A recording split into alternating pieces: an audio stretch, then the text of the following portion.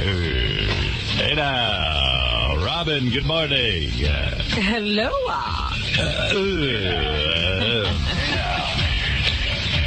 Isn't it good they kept Fred out of the One Direction? I was dangerous.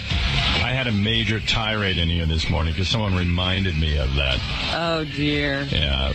Fred asked, they had some dumb thing up here. It was like one of those town hall things, which typically, I don't know, I've never seen a big brouhaha about any of these. No offense to anyone in Sirius. But I guess this was one of those town halls that everybody gave a shot.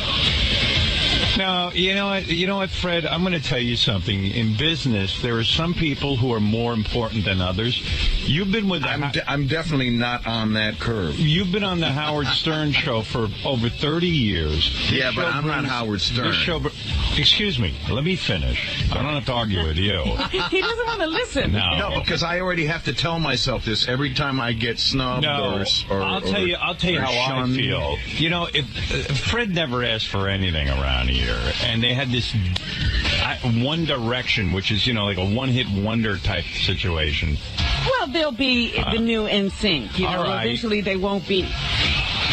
And they took this One Direction. They had a town hall up here, whatever that is. I don't even know. I guess they played their songs acoustically. Good.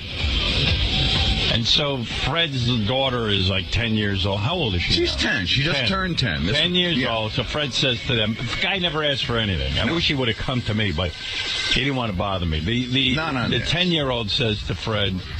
Well, she actually didn't know about it, and I didn't tell her about it because I had a funny feeling I knew where this was going to go. No, I was going to take a shot anyway. Would you like to tell a story, Howard? No. Well, it's my kid, Robin. I can't say a word. Oh, all right. Forget it. I'm glad they left you out. There you my go. God. Yeah, me too. I'm trying to talk about something. All right. I'm trying to...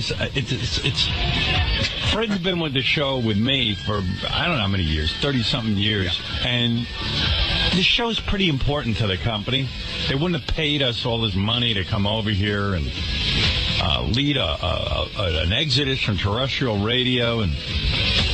But I'm the enemy around here. There's no question about it. It just seems to happen. But, if... and then Fred was giving this about how, well, no one is allowed to go to this event, this dumb event for his little kid, which would have made him a hero to his daughter. Right. No one's allowed to go. Now, look, if 𝗦𝗵cie𝘄𝗿𝗋 wanted to bring his daughter to the event, Scott Greenstein would have kowtowed and said, yes, of course, Mr. 𝗻𝗁. Fred's just as important to this company as Mr. 𝗻𝗁. I hate to inform Scott of that. And it just infuriates me that my guys are blown off like that for something dumb. Like, it wouldn't have cost them a dime to let Fred stand there with his daughter at the town hall and be a hero. But if it was some blowjob they had to give to some B-list celebrity, they would. Fred's a B-list celebrity. Quite frankly, give him a blowjob. Quite frankly, he's an A-list celebrity. You should treat him like one. Because all your sucking dick on Bruce Springsteen ain't getting you jack. Sucking Fred's dick will get you somewhere in this company because Fred's writing funny shit that people are listening to. Suck Fred's dick, not Bruce Springsteen's. Enough with that. Throwing yourselves bar mitzvahs. I've had it with. When I hear these stories, I want to jump out a window. I mean, really, God, this place. Fred Norris being here is more important to this company than any of you in management who regularly reward yourselves with big payouts and all kinds of exciting events to go to and meet and greets and shaking hands with Bruce Springsteen. Bruce Springsteen. If Fred wants to take his 10-year-old daughter to sit through that horrible One Direction, then let him. Suck his dick the way you suck Bruce Springsteen's dick. Because he's more important. If Bruce Springsteen comes on here tomorrow, nobody gives a shit. Give him a channel, nobody gives a shit. But Fred Norris, most serious subscribers care about. Believe it or not. Get your priorities straight. Now you know why I'm angry with you. this attitude around here that I'm the enemy. I'm not the enemy. I'm your savior. I'm Jesus Christ around here. When I walk through the hall, I'm like Jesus. That's how I should be treated. And my disciples, my table of 12, Fred Norris being one of them, should be treated just that way. You know, you want to hire Bruce Springsteen's son to work in the music department? Go ahead. I don't care. But don't tell me Fred Norris can't bring his daughter to some stupid One Direction piece of garbage event you're throwing. It wouldn't have cost you a dime to be nice to the guy. Just come on, get your management hat on straight. There's a couple extra excellent books on management I can recommend to all of you in management around here. How to inspire a staff, how to lead, how to be a leader.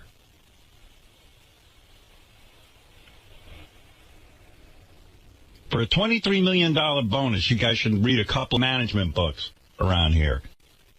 Or take a course in management. Everybody's so important around here. I don't see anything great going on. If Fred Norris wants to go to One Direction, I'm outraged. I'm outraged. What can I tell you? I've had it. Nonsense. I need this. I should be on the beach in Miami like that rap guy. What's his name? The guy who ran Def Jam. I see him in the paper with a bikini. Russell Simmons. Russell Simmons is on the beach with a 25-year-old or something model in a bikini. That's it. That's the life. He's walking around peace and love. Peace and love. Nobody's turning him down. No. The Post is unbelievable. There you go. So Russell Simmons got a belly out to the wall. He's fat. And they go, there's no fool like an old rich fool. And this guy's there with he's some old fool, all right. He's there with a 26-year-old beautiful model in a bikini. And he's a fool? Yeah. He looks pretty smart. Not the guy who's writing that caption. Yeah. Let's see. David K.U., whatever that is, wrote the article. He goes, he may be fat, but his wallet's even fatter.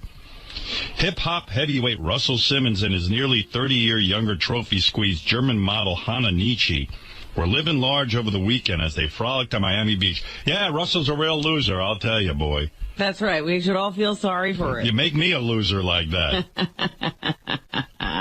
The pound-packing founder of Def Jam Recordings and the Fat Farm clothing line, who reportedly is worth a very sexy $340 million, practiced some yoga in the water with his 26-year-old gal pal, and you should see this gal pal, Mama Lucian. Marona me. And the headline is, he's a fool, an old fool. God bless him. How's he getting fooled? Oh, he's fooled, all right. He's fooled. His dick is so full he doesn't know what to do with himself. Give me a break, old fool and his money. We should all be old fools like that with money. God bless Russell Simmons. What a party he's having.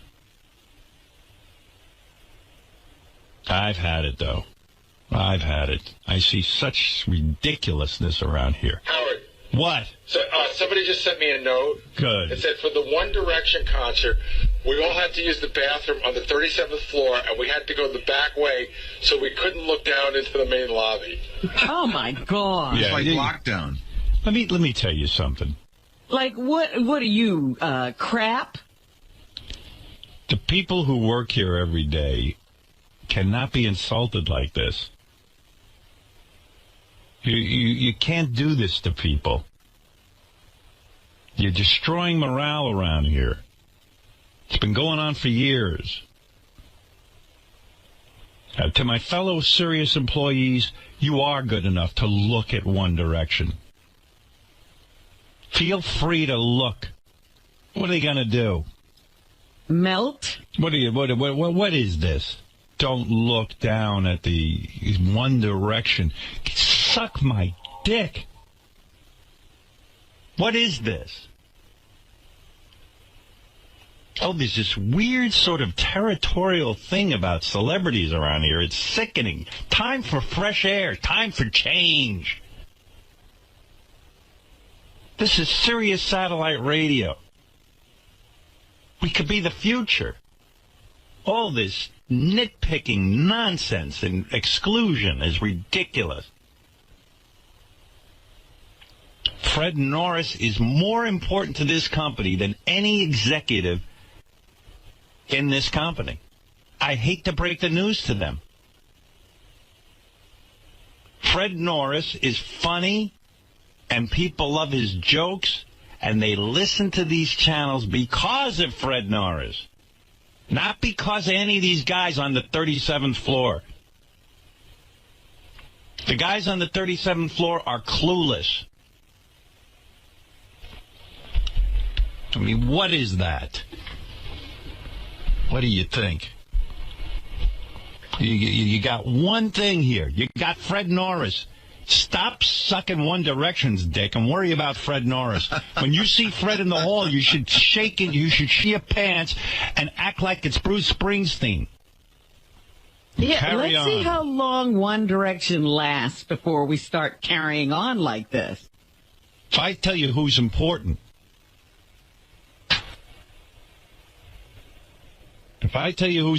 it's Fred Norris. They can't be looked People at? shouldn't be allowed to look at Fred. I'm being serious. Can't be looked I don't at. think they want to. I mean, they should issue a memo around here. Scott Greenstein can issue a memo. Please do not look at Fred when he walks through the halls. He's too important to the company to be upset. And don't speak to him unless he speaks to you first. Yeah, around here, everyone walks the other way when Fred walks in the hall.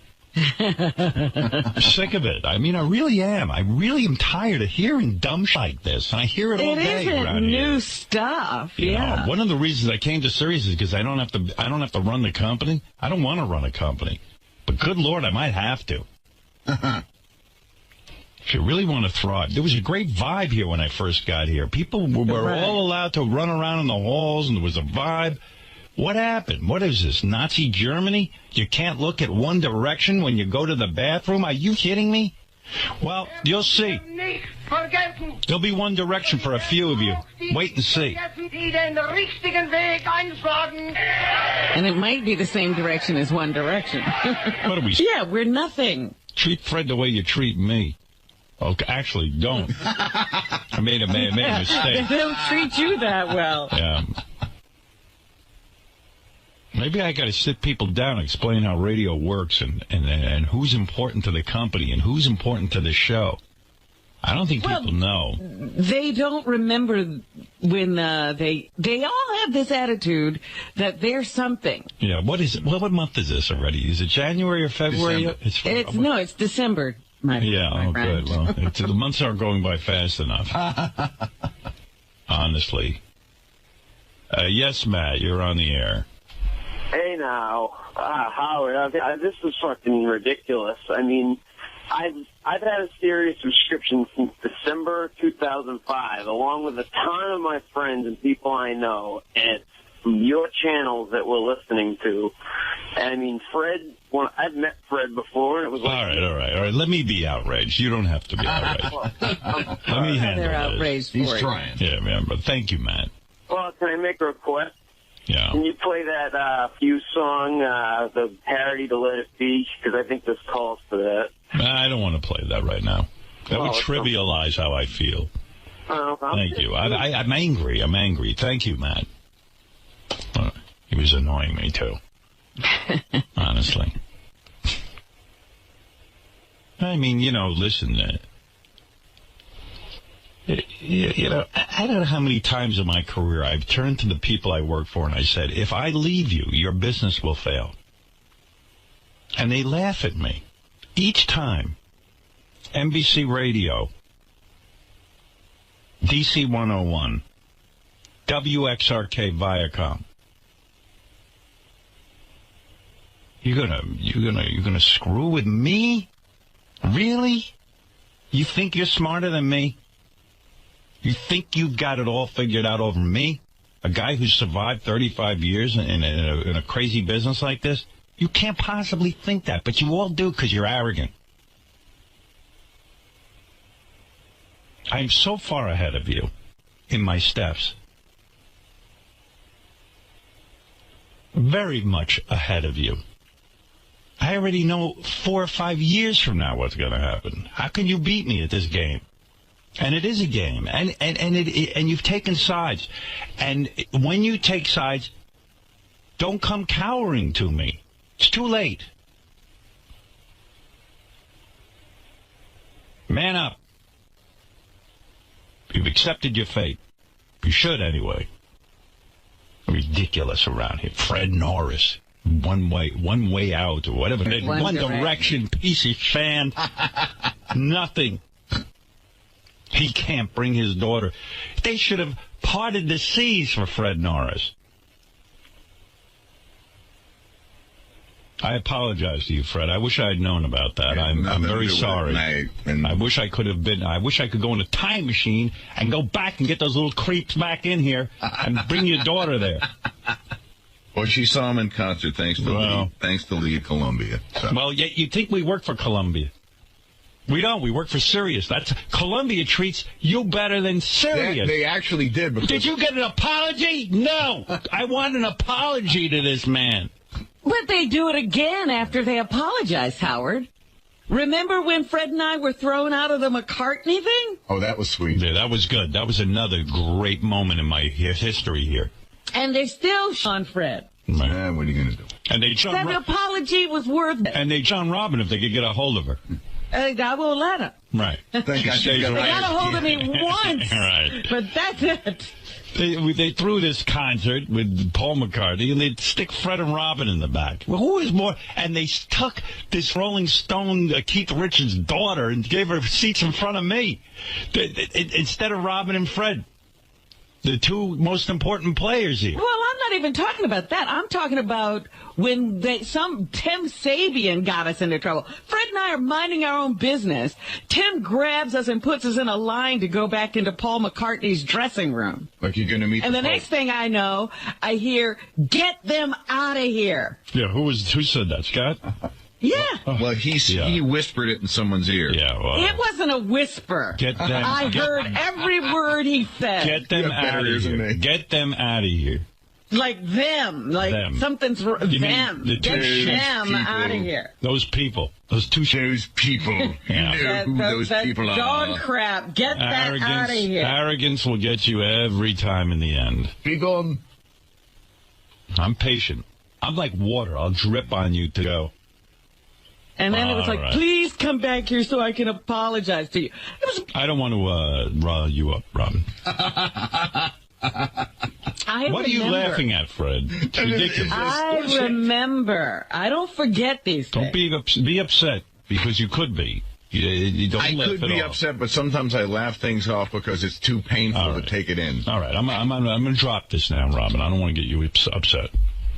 Sweet Robin. I don't forget every slight. It's right there in the book. She never forgets, everybody. I remember. Believe me, Robin, I'm keeping tabs. I got a diary. Just in case your book misses something, my book has everything in it.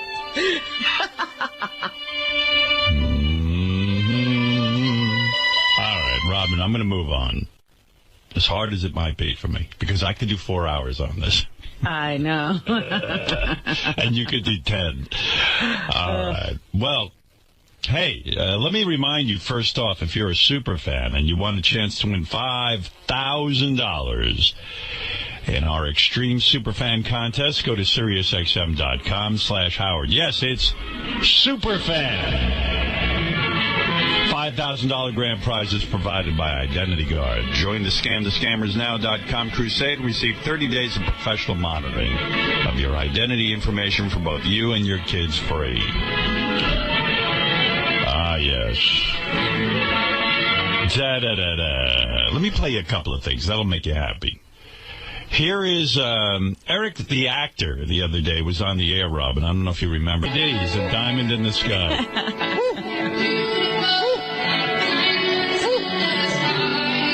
You know who should be treated like a god around here? JD. The guy comes in at 1 in the morning, takes the subway, and stays here all day. If he wants to go to a One Direction or whatever he wants to do, bow down to him. Stop bowing down to these dumb singers who come in here every minute. Get your priorities straight around here. Bow down to JD. Thank him every day you see him. Don't treat him like a schlub. I'm sorry, I'm back on that topic again. Oh, yeah. Oh, yeah. Oh, yeah, JD. Oh, yeah. Oh, yeah. Oh, yeah. Oh, yeah. Management 101. Recognize talent. Develop talent wherever you may find it, even if it's under a rock where JD lives. He's got more talent than anybody in the building.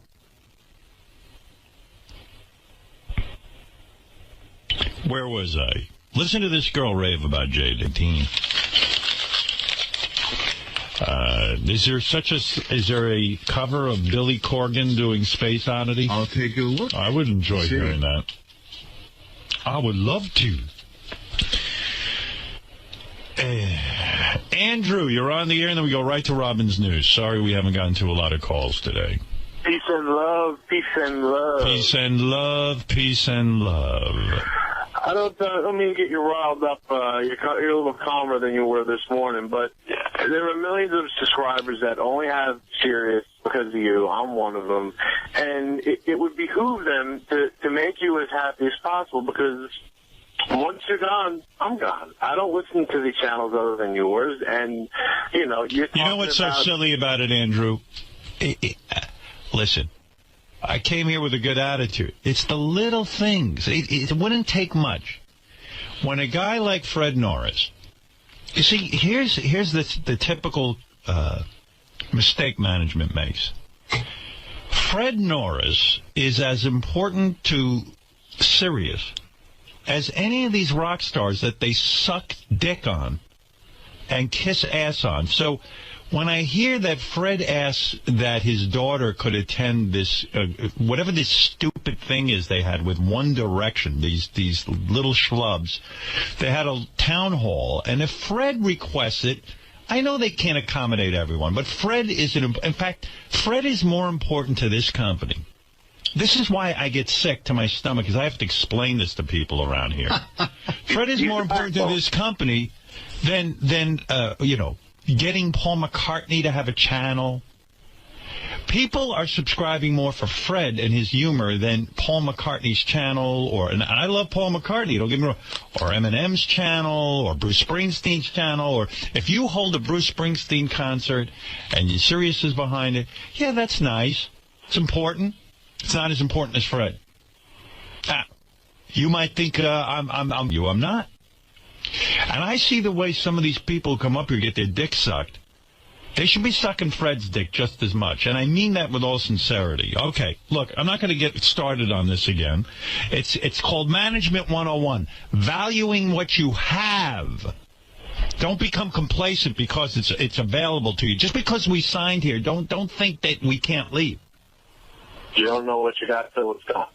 I'm writing a song about it. Let me sing it for you. You don't know what you got till it's gone. A big parking lot. Put on a big yellow. Yeah. Okay. All right. Goodbye. How you like that song, Robin? That was beautiful. Do you have any others?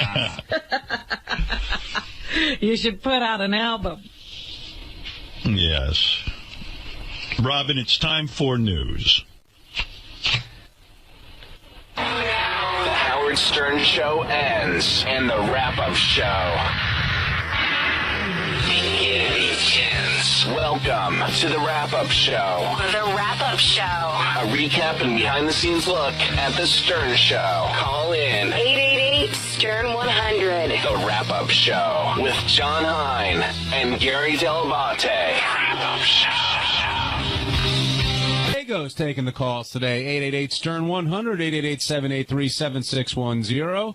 And welcome to the wrap-up show, where all we do is wrap up today's Howard Stern Show. Another jam-packed guest day with Tiki Barber and Nick Cannon coming in.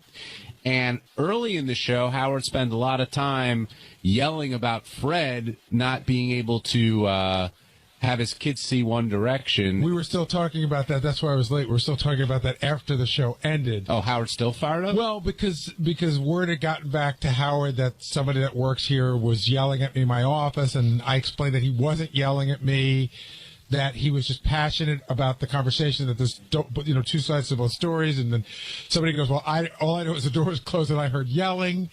And so it's just like it's turning into, I'm in the middle of this thing and the person that I'm dealing with, I keep saying it's really not about you. You because he doesn't get to make that decision.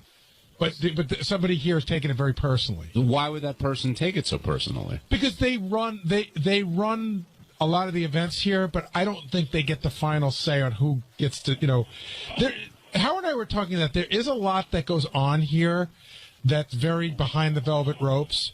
Like, you can't come to this, you can't come to that. And there's a lot of stuff that goes on times where some people are excluded. And this person was trying to explain to me that, hey, when you have a person of Oprah's caliber, or like the mania that's going on with One Direction, which will be over in 6 months, that that everybody wants to come, and so it's hard to accommodate everybody. Yeah, it's tricky. Oh, good. I'm glad we transferred that over, Ted. Nice job. Yeah, I heard that.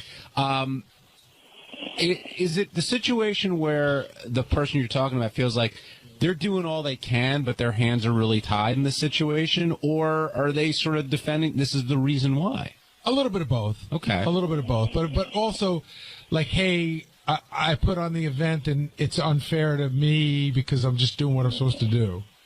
Well, I don't know, but Howard was really pissed. And he's still pissed. I know. Well, this morning when we were in there, the second he heard about it, you knew it was going to be, I was bummed because it came up on the wrap-up show or something when I played in the clip, and then Howard got fired up.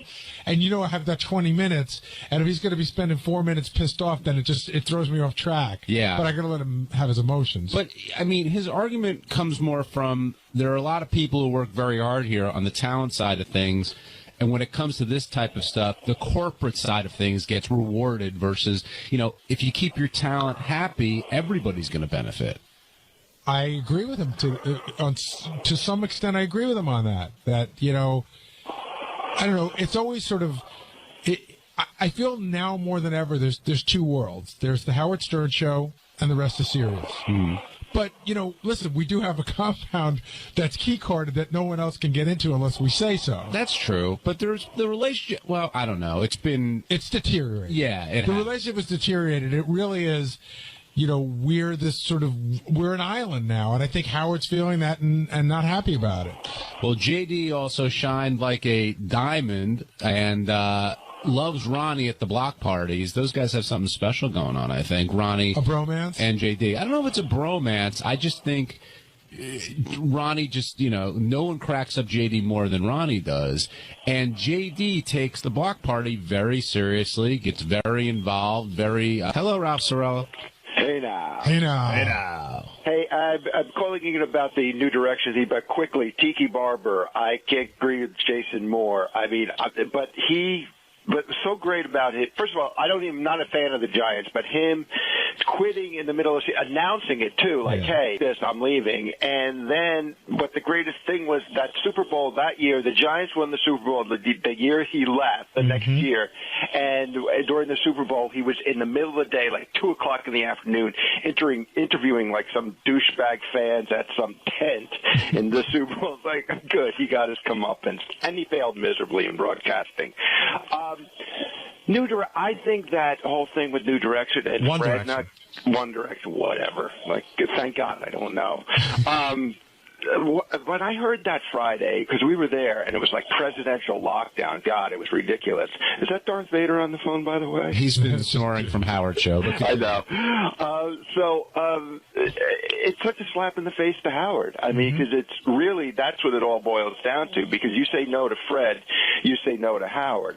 Fred is just as responsible for the success of the Howard Stern show as Howard in a lot of ways. And how insulting. I was shocked when I heard it Friday. I was like, I couldn't believe it. I was like, God, you should have heard Ross Zapin defending it this morning. He thinks it's the greatest move in the world. Oh, you don't know how much stuff Fred asked for. Yeah, Ross, we know what side you're on. But there's a lot of, I don't want to get started with Ross, but there's a lot of people there who forget that they might not have a job if the Howard Stern show didn't come to Sirius.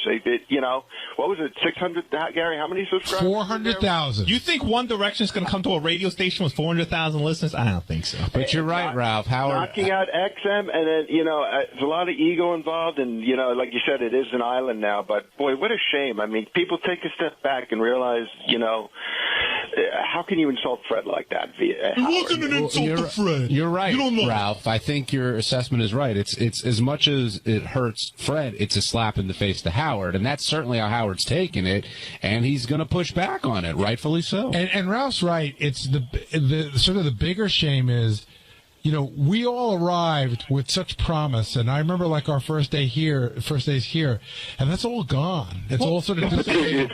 Well, it's completely gone. But I also felt bad for Fred on a personal level of him having to say no to his daughter. It's like, this is a cool thing that he should be able to do for his daughter, being in the media, and this is coming in, and it's like, and he has to say no to her, and that must have just been a horrible thing as a father to. I don't even have kids, and I can relate to that. I said this years ago when I first had my kids. I remember I used to spend my whole life scrambling to get great Bruce Springsteen seats, and then when your kids are born, you're scrambling to get in the purple circle at the Barney concert because it just means so much to them. And you want to do the best for your kids. Those Barney tickets were tough. They were tough to get. To give you the other side of the serious coin, it's funny when this stuff doesn't work out. Like when Paul McCartney or One Direction does something, like they send out memos, you can't come to this, blah, blah, blah. Don't even ask. And then I remember they had a Toby Keith concert a couple of years ago, and they sent out a similar memo like that. And then the afternoon of the concert, I got frantic phone calls from several people here at Sirius begging me to come and bring whoever I want to the concert because they couldn't fill seats. I was like, yeah, now you need me. Gary, do you think this can be bridged in some way? Do you think it can be repaired, or are we on a road that you've been down before? This road. The question, he knows the answer to. Yeah, exactly. I mean, this road is, we're like in the Indianapolis 500 at full speed. There's no turning back. And, I mean, if you could read between the lines, it's about Fred and his daughter, and it's about so much more than that. This road is like True Lies. Remember when they're crossing that giant bridge and the planes come down to shoot at them, completely destroy it? Who makes $23 million? Howard threw that number out there today. About who? I don't know. He just said, hey, you're making $23 million a year, and you can't let Fred come into the One Direction. I don't know. Is that Ross? No. All right. Thanks, Ralphie. It's actually me, Jason. Oh, I knew it. I heard the word passive-aggressive thrown around a lot. Teddy, let's take a break. When we come back, we'll move off of this and over to Nick Cannon, talk about his appearance and how he managed to land the girl that he was such a fan of as his wife. Plenty to discuss on the wrap-up show, which you're listening to on Howard 100 and Howard 101. Angry with Jason. John Lieberman has this is going to make me mental. Gary just told me John Lieberman has an update about that whole Fred situation with One Direction. Oh, dear. And I kind of know where this is going because it just makes me mental around here when I hear this. All right, John, I'll let you tweak me for 3 seconds here because I've got a busy schedule today. I was just thinking that Fred should be invited to everything from now on, even things he doesn't want to go to. No, thank you. Part of that. What were you saying, Howard? No, this is going to make me mental. I know it. I've gotten wind of your investigative piece here. Well, look. Here's my point. Fred has a 10-year-old daughter. She's into One Direction. And they had an event up here, a town hall meeting. And Fred said, hey, do you mind if I bring my 10-year-old daughter? He was told no by... Powers that be. I don't know. It's Scott. He tells him no. It basically comes from him. And it's like, this is the guy who is in programming here. And he goes, no one is allowed to blah, blah, blah, blah, blah.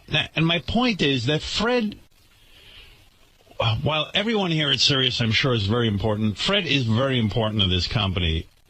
And they treat him like he should never have been told no. I know if I had asked to bring my daughter, I would have been told yes. It's a pecking order. But all right, John, what did you discover? Here's what our investigation has found. A couple different things. Number one, at least 2 celebrities or pseudo-celebrities who were here on the day of the One Direction event were let into the event at the last moment. And they were told... They were like, we want to get these people to do a radio show. If I told you how lame I know something about this. I don't even know if you know who the 2 lame celebrities were, but I do. And these 2, first of all, to give them a radio show, you'd have to be a moron to give these 2 a radio show. They know nothing about radio. Nobody cares about them. It's obviously a waste of time, and it would bring us no listeners. It would bring us no subscribers. I'm convinced of it. Fred, who's working here, is treated like a he is so much more important to this show and to these channels and to this company than these two pseudo-stained celebrities who have absolutely no talent on the radio. And it's not even the celebrities' fault, Howard. No, it's not. It's just... that they shouldn't be bad-mouthed because they had an opportunity and they took it. It's the people who gave them the opportunity. I won't reveal their names. And I don't mean to disparage them. They actually, they didn't do anything wrong. It's just amazing to me around here that Fred Norris was told no. And I've seen this a million times around here. Has Fred gotten an apology? Has anything happened? Robin, no, he will never get one because Fred's a dick. Fred's a shed. That's just the way they see everybody around here. And I'm so sick and tired of it. But let me tell you something. If I was on terrestrial radio doing my thing, they'd be begging Fred to come over here. They'd invite him to every stupid, dumb town hall. Go ahead. The other facet of this, which is interesting looking in the context, is this. Another radio show at this company, a producer there won the company-wide tickets to get into the One Direction event. So this person got 2 tickets. Well, this person decided, apparently on his own, to put a bit together that he and a female porn star would go to the event and interrupt the entire event and screw the whole One Direction event up. Yeah. When higher-ups in that show got wind of it, they actually blew the whistle to Scott Greenstein and said this prank is going on, and so this person has now been disciplined. But that accounts for some of the extra security, apparently, because another radio show at this company was ready to blow up this entire event. Oh. Well, listen. Can you believe that? I'm not looking. I'm into this company. You see, this is the sad part of this story. I love Sirius, and I love the opportunity I got here at Sirius, and I love what Sirius represents for the future of radio. I love this company more than anybody who works here. And if they put together a One Direction event, I certainly would not be an advocate of sabotaging it. That's not my thing. That wasn't my intention.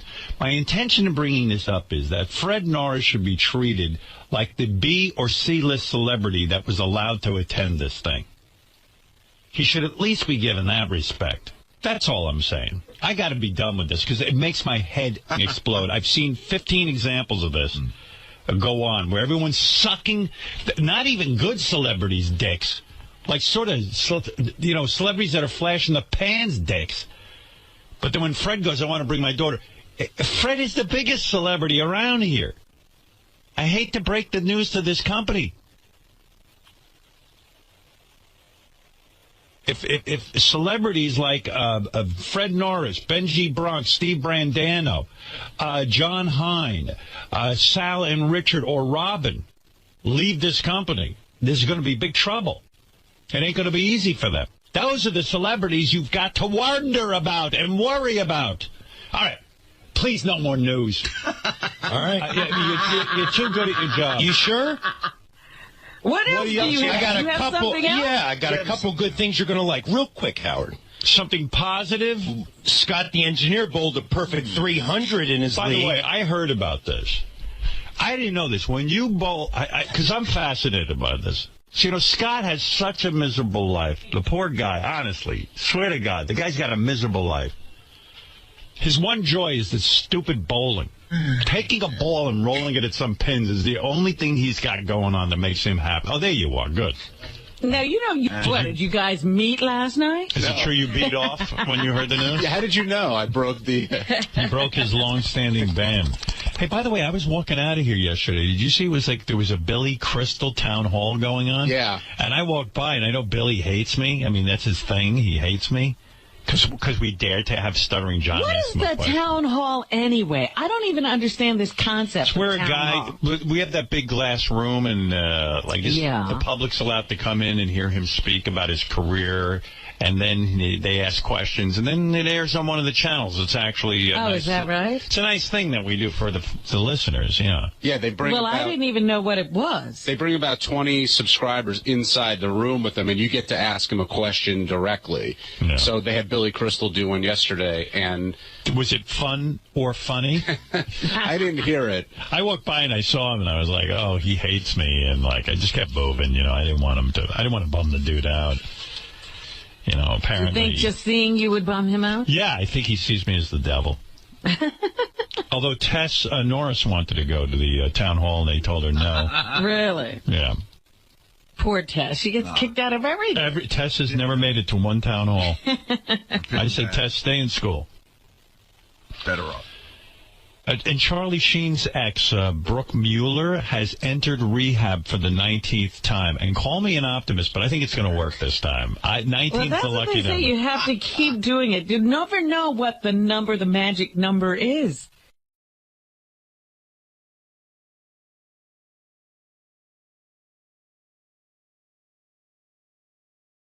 What do you have from us from the Howard 100 newsroom? Okay, guess who's getting their own radio show on Sirius XM Stars Channel 102 this fall? Any ideas? I happen to know the answer to this. Do you know this, Robin? No, I don't. Nipsey Russell? That's right. How do you know everything? I don't know. What, are you an insider? Yeah, I'm an insider. Yeah, look at this guy. Mr. Big Shot. You know what? This Big Shot hangs around all day and he hears things. Now, who is getting this? It's Rosie O'Donnell. Can I talk about this? Wait a minute. Yes. Rosie's coming to Sirius. Rosie O'Donnell is coming to Sirius. Now, I'm a bit upset. I would imagine so. Not with Rosie, of course. I'm very happy that Rosie is coming to Sirius XM. First of all, I happen to think she's really good on her own. Yes. And when she would do these blogs and she would give her political opinions and talk about what's going on in her life, she has that unique ability to be funny but also compelling. She's always interesting. She gets people talking. I believe she will be good for Sirius XM. Absolutely. Now, when... She's not going on OutQ? No. No, as a matter of fact, OutQ's too gay for her. Yeah, she doesn't like that channel. I talked to Rosie the other day. She goes, they're so gay over there. They're so gay. She goes, listen, I'm gay. I'm married to a woman. I got children with this woman. They're so gay they make me look straight. But those guys over there are way too gay. Man, are they gay. She don't want to be there. No. To answer your question. Right. In a nutshell, no. She's not going. No. Too gay. Because I can't take those gays. She's very anti-gay, actually. That's what you'll learn. That's interesting. But anyway, yeah, she's going to go on the opposite of the gay channel. She's against gay marriage. Yeah, she's on the Republican channel. InQ. She's OutQ, InQ. And SynQ. That's the Symbionese Liberation Army. The SynQ channel. She's going on the Catholic channel. I Right. That would be great. Her and a nun. That would be interesting. Yeah. Now, anyway, so, I developed this affection for Rosie. I liked her. I told everyone about had her on the show. And, at the time, I said to her, off the air as well, I said, you would be terrific on satellite radio. I heard you. This was in the break when I was inside of the studio. I said, if you would like to talk about coming to satellite, I'd like to put you in touch with Scott Greenstein, and I'd like you to, perhaps talk about it. And she goes, I'm going to think about it, And I said, can I, give me some contact information? And I spoke to her about it, and I turned the executives here, Scott, onto Rosie and said, why don't you talk to her about it? I wanted to bring her to our channels. Yeah. I thought she'd be terrific. What an amazing thing for you to present her, too. I mean, her have her own... I would have liked to have done that. Yeah. I really would have. And that would have been interesting. Would have been nice. Good for everybody. A great synergy, I would think. So, of course, nobody told me that Rosie was coming. Because, look, I'm just an employee here. You understand? They left you out of the loop after you got the ball rolling. Yeah. Originally when I came here, there was some talk about how I was a partner in this thing. But, I guess I deluded myself. I guess I'm just a peon. I'm a piece of, I'm just, what am I? You're an employee. That's what I'm high pitch Eric. You're a jamoke. Not high pitch Eric. Yeah. I mean, no, listen, I'm an employee. I accidentally forgot my place. Right. And realized... Actually, they take a meeting with high pitch Eric faster. Yeah. No, maybe they don't trust me, or maybe they can't tell me this and that. But what I would have said is, I say, hey, how about putting Rosie on this channel? I'd like to be actively involved in helping her create the show if she wants me involved in that. And if not, I'll back off.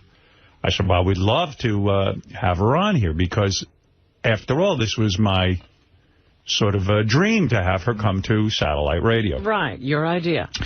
So, unfortunately, other than setting this whole thing up and getting the dialogue going, I have not really been consulted on it. And I understand my place, of course. I mean, after all, what am I? I don't think I'm that important. And I know I'm not that important. Well, stop it. Now you're getting ridiculous. No, I understand. Listen, obviously management thinks of me as an because I'm not a guy you would talk to. You would just use me to get her here and then drop me out of it. What the f is so funny about me? Right. Thank you. Well, let me say something to management. I'm funny to you. How the fuck am I an asshole? I know I'm an asshole. Now I know anyway. Might I say something to management? Go ahead. No. They know what they're doing. Don't get upset. No, because obviously they were right. They don't. No, they were right. They were right to keep me out of it.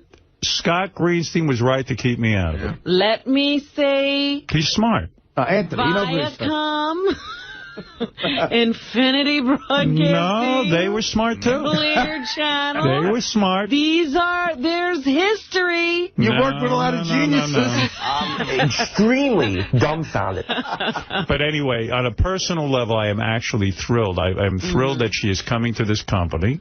I think she's going to be terrific for it. And I think she's going to be a very good host. I think she's going to mix it up and do some interesting programs. How often will she be on? She's doing mornings, weekdays from her home. Wow. That's terrific. With all her kids running around, I guess. I think it'll be great. At Rosie's house. From the crafts from room? 6 to 10 in the morning? I don't know the specific hours, but I would think so. So if we're you could tune over to Rosie. There you go. But why are you upset that they left you out of it? You still I didn't say I was upset. I said it's smart that they left me because they know better than I do. I'm saying they were very bright to leave me out of the decision. You're a great news person. I mean, in other words... Well, Lisa, if you had an idea and you affected some introductions and you indicated that you would like to help develop this and you wanted it for your channels... On your channel. Why would you be upset if it turned out to be completely the opposite of that? You mean, why would I be upset that I tried to get Rosie on our channels and try to set that all up, and then I'm completely left out? You're right, Lisa. Yeah, what would you be upset about? And not only, but by the way, what right do I have to expect to be included in anything that I set up? I mean, that's classic management. Rosie's show airs from 10 to noon. Yeah, I was going to say, I don't know, why would she they should have said mid-mornings. 6? What? Should have said mid-mornings. I didn't see mid-mornings. From 10 to noon is good. It's 2 hours, and then you can hear Rosie on, what is it, on Stars? 102. Stars 102. Stars 102. That's good. That's a good channel. That's a good idea. I think actually being on this channel would be dumb. Yeah, you'd expect certain kinds of talk on this channel. Yeah. That she wouldn't do. Provocative. I'm wondering who else I can attract to Sirius and not have them on their channel. Yeah. I think Paul McCartney said he'd do a show. Yeah, I think I made the mistake of thinking I was integral to Sirius. Right. And I forgot my place. And I messed up. I really thought for a second, in light of recent conversations, that maybe I mattered. Lots of people make that mistake. But, I think listen, as I've said, I'm one small cog in the wheel here. Sirius is a great product. I am a firm believer in it. I think it is the future of radio. And I think I forgot that I'm really not that important. A speck. I'm a speck of dust. I'm a... What do they call that? Dust in the wind. Yeah. All I am is dust in the wind. Kansas, I believe. Yeah. Thank you. I didn't know that. I think it was Kansas. Thank you. Thank you. He thought he made that up himself, Artie. Stop it. I'm sorry. You know, as a matter of fact, I wasn't going to tell you this. I'm in the middle of trying to get Arnold Schwarzenegger to be a host on Coffee House. It's my goal here to attract staff all the other this announcement to make. Lisa, maybe you want to take this back to the newsroom. I have just negotiated a deal to get Sarah Palin on the NASCAR channel. And don't ask me why I'm upset, because I'm not. Lisa, you don't know why I'd be upset? No. Well, what would you like her to do? Did you want to help form the show? No. I don't want Rosie to do anything. I love Rosie. I think she's going to be great. I'm saying I wish I could have had a shot at A, knowing this was going on, and B, maybe I could have said, gee, I'd love to have her on my channel. That's how much I wanted her. This is, but I understand that I shouldn't even be consulted. I should be used. In other words, use my contacts. Make the introductions. In other words, the reason Rosie came over to Satellite and got the tour and all that stuff is because we courted her. And then I should not be told anything. And really, I'm just an employee. I used to tell the guys at Viacom, don't treat me special. I'm just an employee. And they were so good at it. Man, did they take that to heart. You have no idea. They took it so to heart. They did it so perfectly. Any chance they got to crush my spirit, they did it. But, listen, you know what? I tend to think of myself sometimes. I get overly exuberant and think I'm part of something big and I'm part of the team. And then I remember I'm an employee. So forgive me to my audience for forgetting this. You think you could be innovative sometimes. Sometimes I think I might be a help to the company, and then I realize, stupid ass, what have you done for the company? I'm just dust in the wind. You have ideas? Yeah, I go, I'm just dust in the wind. And then I sing this song to myself. Let me remind you of the song, Robin. I close my eyes. All right, thank you. But you know what would have... If I hear that riff one more time, I'm going to vomit. You know what would have got... Pick it up where we left off. I'm not a particular fan of that song, yes. You know what would have got no attention, completely no attention at all? Rosie on this channel? A press conference saying Rosie O'Donnell on Howard 101. It would have been great. Artie is so right. How stupid would that have been? Yeah, how stupid would it have been if Rosie and I walked out at a big press conference? Might have made some news. Or maybe went on Letterman together and talked about it. That now, it would have been just this. But you know what? Another thing. I mean, how exciting was it to find out this way? This was so exciting. Lisa G got to make the announcement right on our channel. I got to tell you, another, I guess in my stupid thoughts, we could have made big news. This is what you call a PR coup. Rosie on Howard. That's the New York Post. But the smart thing they did was they kept it quiet from me. They slithered, just walked around and kept it quiet. And now the announcement's so dynamic. Yeah. Because Lisa G made the announcement. I could see what's in it for you, Lisa. You'll probably get the Pulitzer for springing this on everyone. I get your motivation.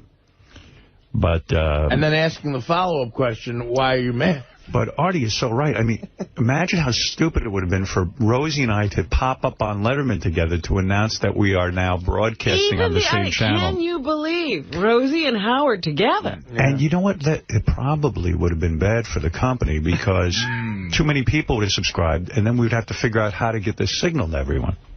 Right now, the satellite signal isn't that jammed up. I mean, that wouldn't have generated any kind of article. No, nothing. Or talk show appearances. No. This is better this way. In fact, I'm going to have a meeting with Scott today. I'm going to tell him how brilliant this was. And you're smart. Rosie is going to follow Angels on Call, the psychic show on Sirius Stars. I think it would be great if Rosie and Angels on Call all got together and did a press conference. Could you imagine the turnout for that? Rosie, who are these women standing next to you? Oh, these are the psychic stars. My leader. My leader. I mean, it'll be great. Yeah, the brand stars. We're going to get Ellen and Portia de Rossi on the Catholic channel, and they're going to have a big press conference. So, you see, my plan would have been to maybe unroll this in a series of interviews where we would show up together because we were now working together, which would have been unbelievable. But this plan is a little quieter and a little cooler and hipper. You get Lisa you want G. it underground, right? Yeah. Lisa G strolls in and makes the lead story. Guess who's going to be on Stars 102? Now, that's got to get subscriptions up. Well, no. You only tell the subscribers. Oh, that's in right. other You words, don't even get any new subscribers. But now maybe we could buy advertising time rather than get free advertising when Rosie and I show up at the press conference. Right. Exactly. Oh, I see. Okay. It's a good plan. It's interesting. It's different. Try to attract as little attention as possible. I think it's smart. You know what? This place is maxed out anyway in terms of space, office space. Why would we want to be more successful? We probably have to get more office space. Yeah, that costs money. That's right. That's right. Everyone Now you're thinking. Already we're taking 2 different Suddenly you elevator sober up and you're a businessman. What the hell's going on? What's so funny about me? What the? I amuse you? I'm a clown? I amuse you? But Lisa made the announcement. I'm glad. You know. And everybody's underwhelmed. I like how Lisa did it, though. I got to admit, you must have met with management because you came in and you go, guess who? You made it a game. Is going to be on Stars. Yeah. In a way, that sucked us all in. Yeah. You made it like a rhetorical question. Right. I think it's great. I think this low-key approach to announcing Rosie on satellite is brilliant. You know what? It's taking the advertising industry by storm. Everybody's now taking the quiet approach. I wonder if Scott and Ross got together and discussed this plan. No, Ross is at Springsteen. Ross is at Springsteen. Yeah, okay, all right. Well, all right. So at least he wasn't in on it. So we can't credit him with this. This must have been someone else. I got to tell you, I can't tell you how many meetings I've sat in where they said, gee, if something exciting goes on, can we really build it out and make it big? Well, that would require you telling me ahead of time so that I could sit there and go, hey, this is an opportunity. Let's seize Here's how we can make it a real event. But I'm I start to think I'm more important to the company than I am. And that's where things go horribly wrong. Look, who do I think I am? Obviously, this is the better way to do it. Yeah, I am learning so much about radio here. I can't even tell you. What are you talking about? Make a big I've splash. never seen a more brilliant approach to a startup organization. Absolutely. That's right. There's a subtle beauty in this that you just don't see. If I had been on those meetings, I would have said, listen, when Lisa comes in to announce this, okay, instead of her saying it so clearly, she should mumble it at first. She'd go like this. I go, what? Lisa, I heard you say so. I could have sworn you said, I said,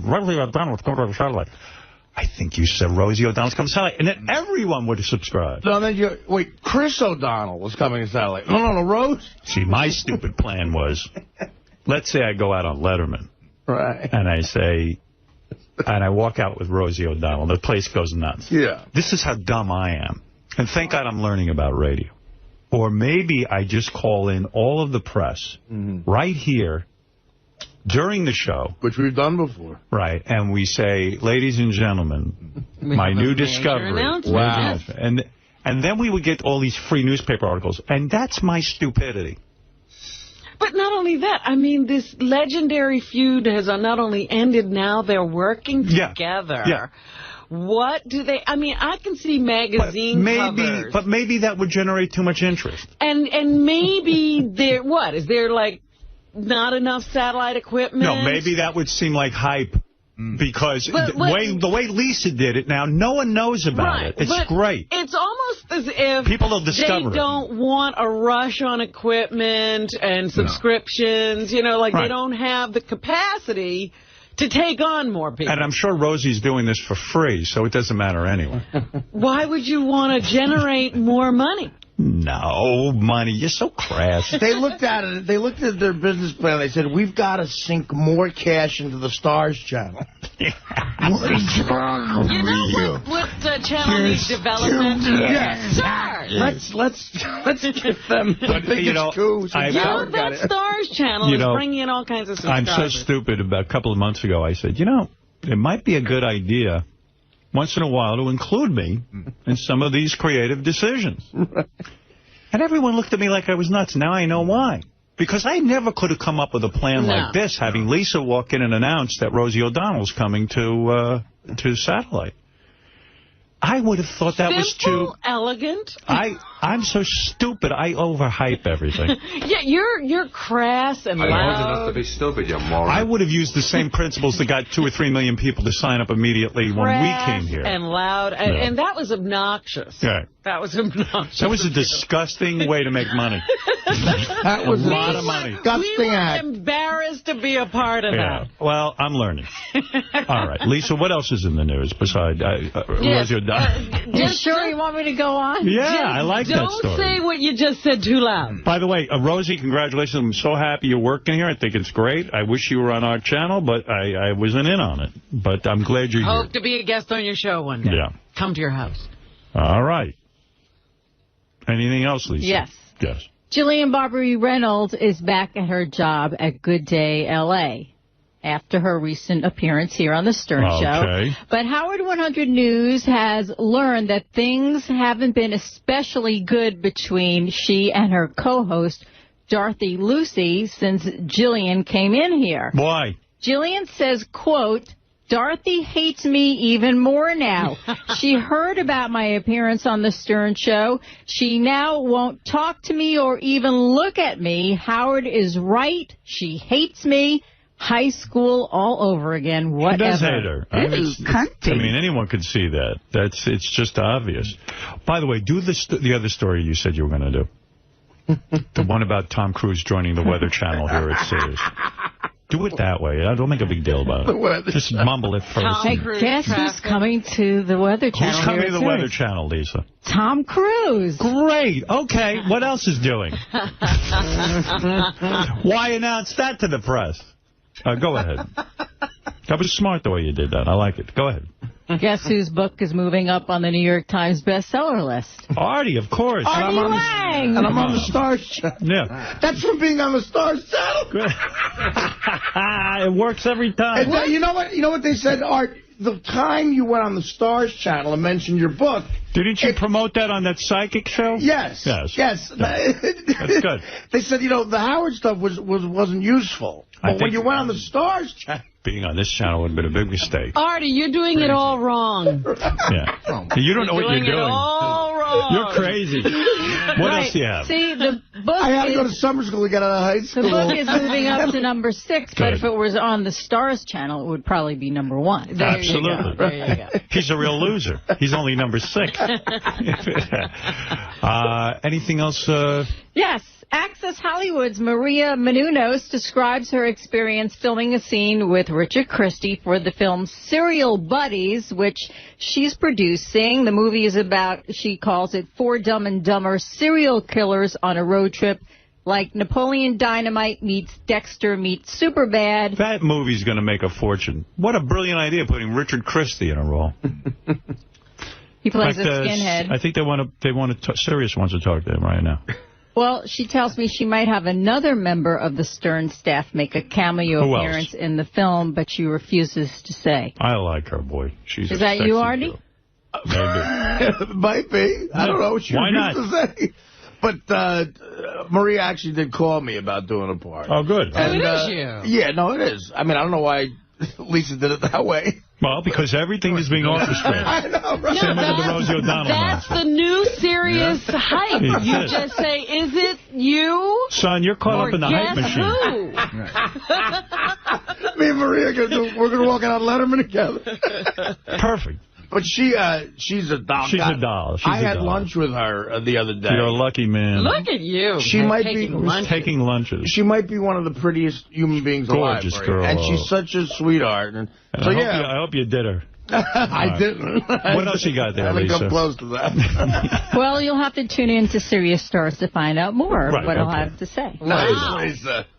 Well, anyway, thank you, Okay. Lisa G. It was a lot of fun, and thank you for breaking the big news. I appreciate that. And by the way, Jimmy Hoffa will be on Pharrell tonight. Why All right, didn't listen. she just say that Rosie was coming to the premiere channel Yes. on Sirius XM? By the way, when we come back, I'm going to take a short break here, but when we come back, I am going to play you the internet. That was so good. I got to talk to him about it. They have, I don't know how you find the link. Maybe howardstern.com can put it up there. They're pretty good about that. But it's a link to his Saturday Night Live audition. When Jimmy Fallon, when anyone gets hired for Saturday Night Live, you have to audition in a room for. It's almost like America's Got Talent in Vegas. You know, there's just like 5 or 6 people in the room. And no audience. No audience, and supposedly you never get any laughs, but you'll see on Jimmy's he does. It was Lorne Michaels laughing, but his audition was so incredible. What he did was he did about 10 impressions or 15 impressions, but what he did that I loved is he kept them real short, and so you never got bored. Mm-hmm. And then he picked up his guitar and started doing some singing impressions. But again, just like little it almost looked like he was just ad-libbing them. It was a very relaxed audition. And as I'm watching it about the first or second song, and I go, no wonder this guy got the job. I mean, his audition, if you ever want to see a tape on how to audition for Saturday Night Live, there can't be a better audition tape than this. Now, I don't know how that stuff gets out there, if NBC put it out or what, but it is fantastic. Maybe they're trying to show, maybe they've been getting a lot of bad auditions, and they thought maybe we got to show a good Maybe, I don't know, but man, it was just incredible. And maybe I sensed a little bit of nervousness on his part in the beginning, but not really. I mean, he just seemed real confident for a young guy. Well, that's part of the trick of stand-up. Yeah. You gotta be confident. Hey, Jimmy, is Jimmy here?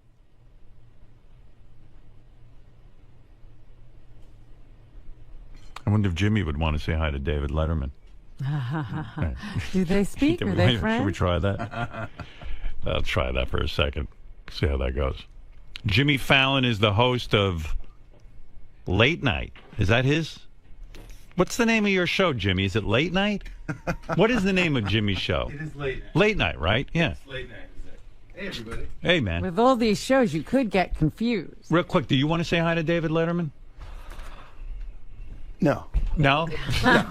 You didn't hear him? You don't want to say hi to Dave? Yeah, I can say hi to Dave. Dave, are you there?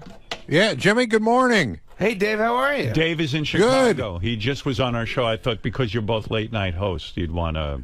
Nice to be talking to one of the twins again. The twins? The twins? Jimmy Kimmel, Jimmy Fallon. Sure, I call them the twins. Yeah, what? You do. That's right. I do. Does he? The twins, sure. Yeah.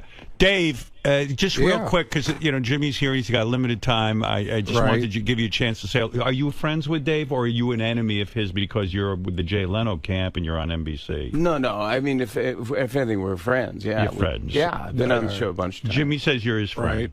Yeah, okay. I appreciate that. Anything you want to say to Jimmy? Well, I was going to say, first of all, Howard, I just, something I forgot to mention before, I love that sound buzzard on AGT. No, but I mean to Jimmy, not AGT. Oh. No. Okay, all right. Well, just a reminder, I just want to say that to Jimmy that Jay Leno is still a big chin douchebag. I'd love to, buy him a hoodie and have him troll around George Zimmerman's neighborhood. Well, all right. Listen, you're obviously better. All right. Thank you, Dave. Yeah. All right. All right. All right. That's David Letterman. David Letterman. David Letterman, the real David Letterman. Oh my gosh! Yeah. Man, why would he say that? That's so. It's you know topical. what it is? He's so much looser on our show than his own show. That is amazing. Yeah, I he's think amazing. it's satellite that just loosens him right up. I was telling everyone. Now, who put out your audition for Saturday Night Live? Do you put that out? Or I mean, you obviously didn't have it. Who put that out on the internet? It's weird because that was out. It was out on the. They put out like a DVD, like a best of DVD thing, which they do for some of the cast members. And I'm sure you didn't object because, to me, it's almost like a primer, or is it a primer? But it's almost like a lesson in how to audition for Saturday Night Live. It's about 8 minutes long. Yeah. And it's this quick 8 minutes. What you did effectively that I thought was so tremendous, you quickly ran through your impressions. You didn't allow them to get bored. Yeah, I did, because you know what happened is I had this I had the stand-up act, and it wasn't working. It wasn't funny, and I was telling people kind of who I was doing before I did the impression. Right. You know, like the old way to do impressions, you go like, and now, ladies and gentlemen, here's James Cagney. Right. You dirty rat, and then you do the impression. So this one I go, I'm not going to tell you who I'm doing. That's what I loved. You never once said, here's who it is, and either you got it or you didn't. Yeah, exactly. It's like, clearly I'm doing Bill Cosby. Do you remember, have you gone back and watched that audition? I just saw the outfit I was wearing on a clip, like on the web. I'm like, oh, because I didn't know what people... See, I thought you looked really handsome. First of all, you seemed more chiseled. Like you were younger, kind of... You were very thin. Wasn't as doughy. You weren't as doughy. What happened? I mean, he got comfortable. He got rich. Did you get married? Is that what happened? You just got doughy. Before I got married, I just got doughy. I don't know what happened. I just got... but maybe that'll just keep me younger looking. It's funny you say that because, I see a guy auditioning and you look like one of these ripped kind of, almost like a model type physique. And you have gained a few. I mean, you're not fat by any means. But. No. I was never in shape, but I was skinny. I was like, right. Like if I wanted to have the body I looked up to, it would be Mick Jagger's. Right. It wouldn't be. Me too. I don't want a giant. I don't want big muscles. I don't want Jersey Shore. I don't want 𝗲𝗄𝗏. Right. I look at Mick Jagger and I go, boy, I'd like to be that thin. That's the You know, it seems that that's the one physique you can keep up because look at all those big muscle guys now. I cannot They're lose all weight. saggy. I used to be, yeah, right. He actually looks pretty good. I used to be able to lose weight like that. Yeah. You know, I just have. I'm starving myself because I bought all these new clothes for America's Got Talent and they're going live and I can't lose a pound. And I'm telling you, I'm not eating anything. But that's the way to do it. But are you working out? Yeah, I go running. Yesterday, I was so fucking tired and I go to Central Park. I'm running around like a lunatic. No, it's the dumbest thing. I'm downloading apps to make me run. And I go, this is the dumbest thing. I can't believe I'm downloading an app that says, go run. But do you run? I mean, do you actually I have do the it? app. You have an app? Yeah, I have an app that says run.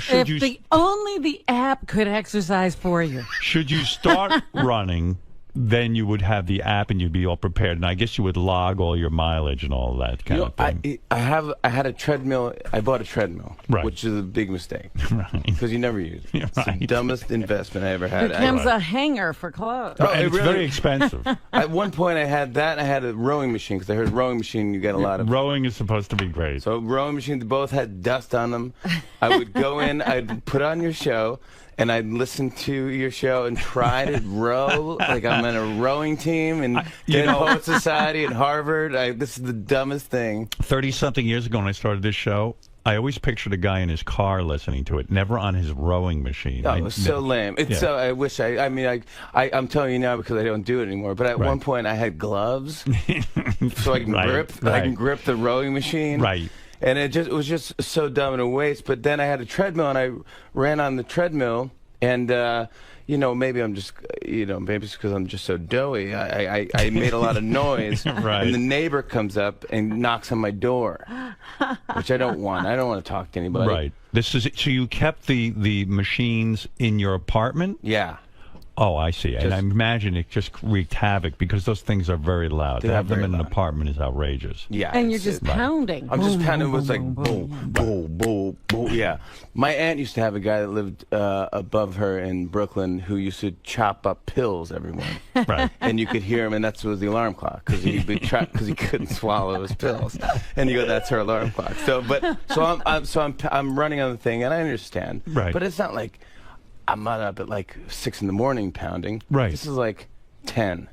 So what are you going to do if you're getting doughy? Are you cutting back on your calories? I don't know what to do. You don't. It's horrible. It's a thing I have to embrace because I don't know what to do. But I eat pretty well. Yeah. Do you? Yeah. Like, did you have a breakfast this morning? I had some oatmeal this morning. Oatmeal. That's it. That's Just oatmeal. good. That's good. Right? Yeah, but I'm normally not up at this point. Right. That's true. But So you'll eat a lot today. What time do you normally get up? Like last night, I had a Philly cheesesteak on the way back. I was on QVC last night.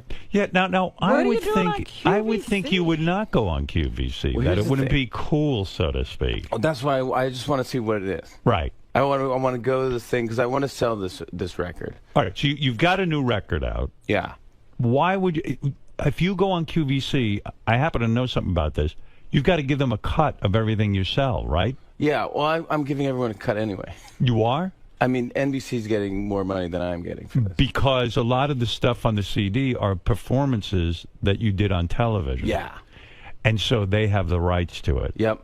So they're going to get a cut, and QVC's going to get a cut. And and then the record label gets a cut, and then every guest star on the album.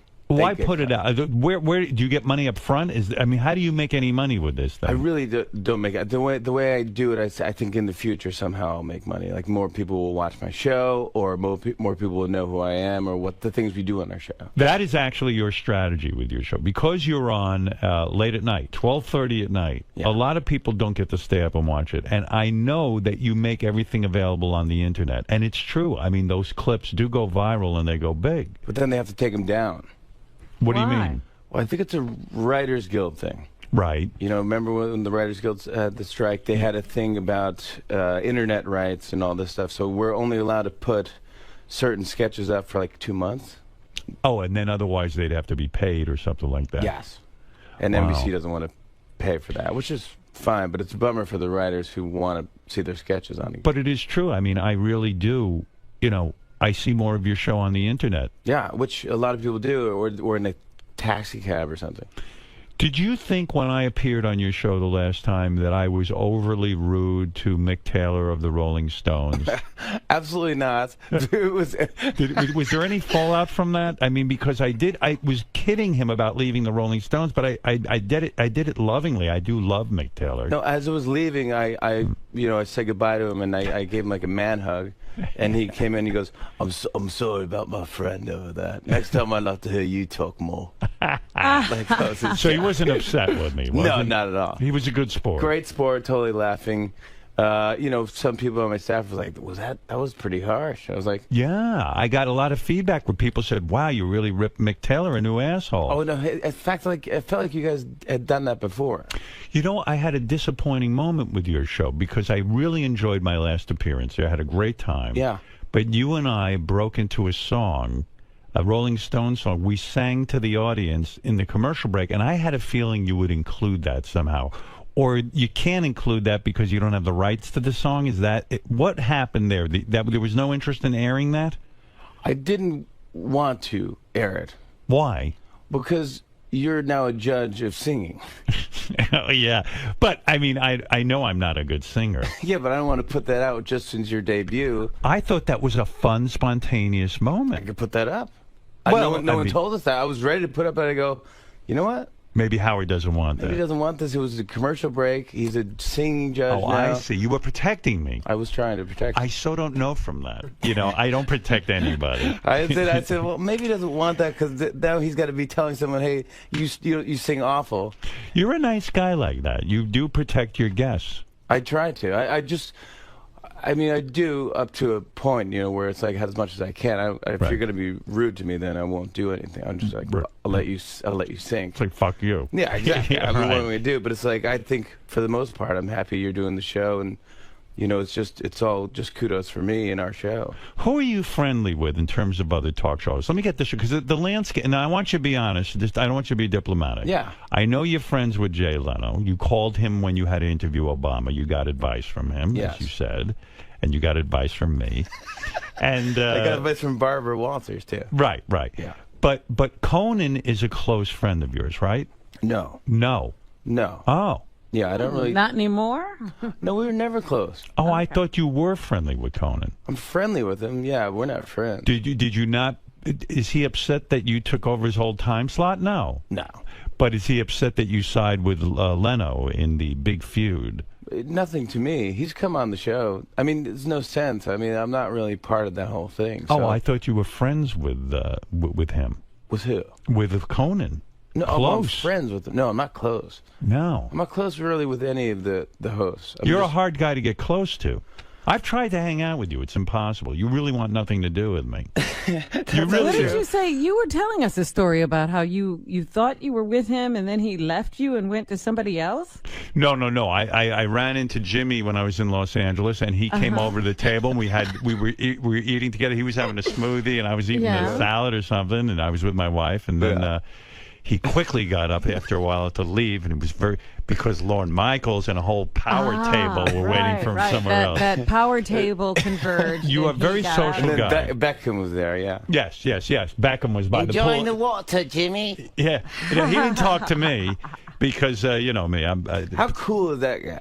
He was wearing a ski hat on the pool. Well, you're saying it in a nice way, but you're really making fun of him the way I am. Beckham is there. It was 900 degrees in L.A. We're sitting by a pool. Leather jacket. The fucker's got a leather jacket on, and he's got a ski hat. Like a little jaunty. Yeah, and even like my wife and I are sitting there go, look at this fucking guy. Is he a poser or what? I didn't know who he was. He's a good-looking dude. Yeah, but I didn't recognize him as Beckham, but I just said, look at this guy. He wants so much goddamn attention. He couldn't bring more attention to himself. Why would you sit by the pool if you're wearing a leather jacket and a hat? Right. So is that cool? I think it's not cool. I don't know. I mean, well, sure. I don't know. I could never pull that off.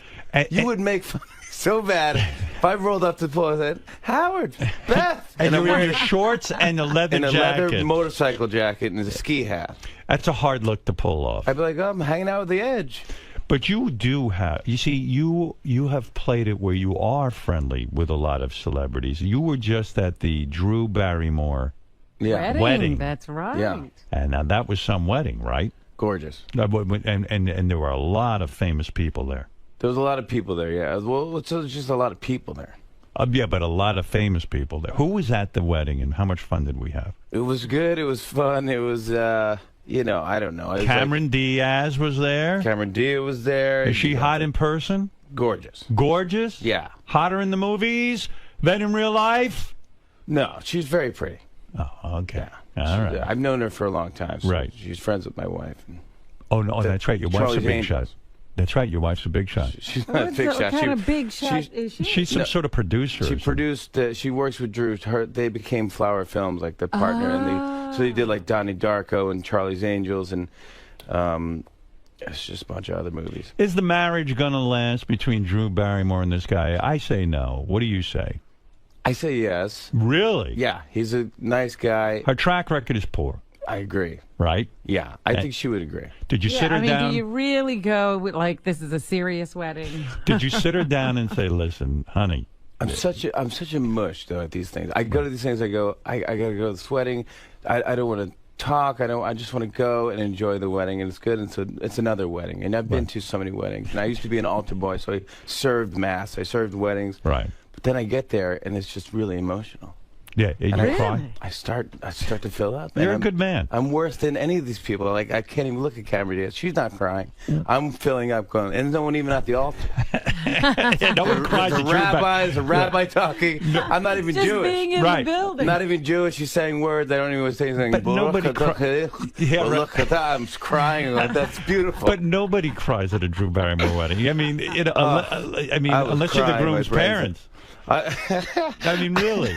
I was like, I got into it, and then I was just like, and I wasn't even drinking at this point. Talk me through this. When you're invited to a high-profile wedding, like a Drew Barrymore wedding, and I would imagine that was fun, What do you get Drew Barrymore for a wedding gift? I mean, do you give her cash, or you just didn't even give her anything? I didn't your give her your mere presence. I didn't give her anything. I really didn't. Wow.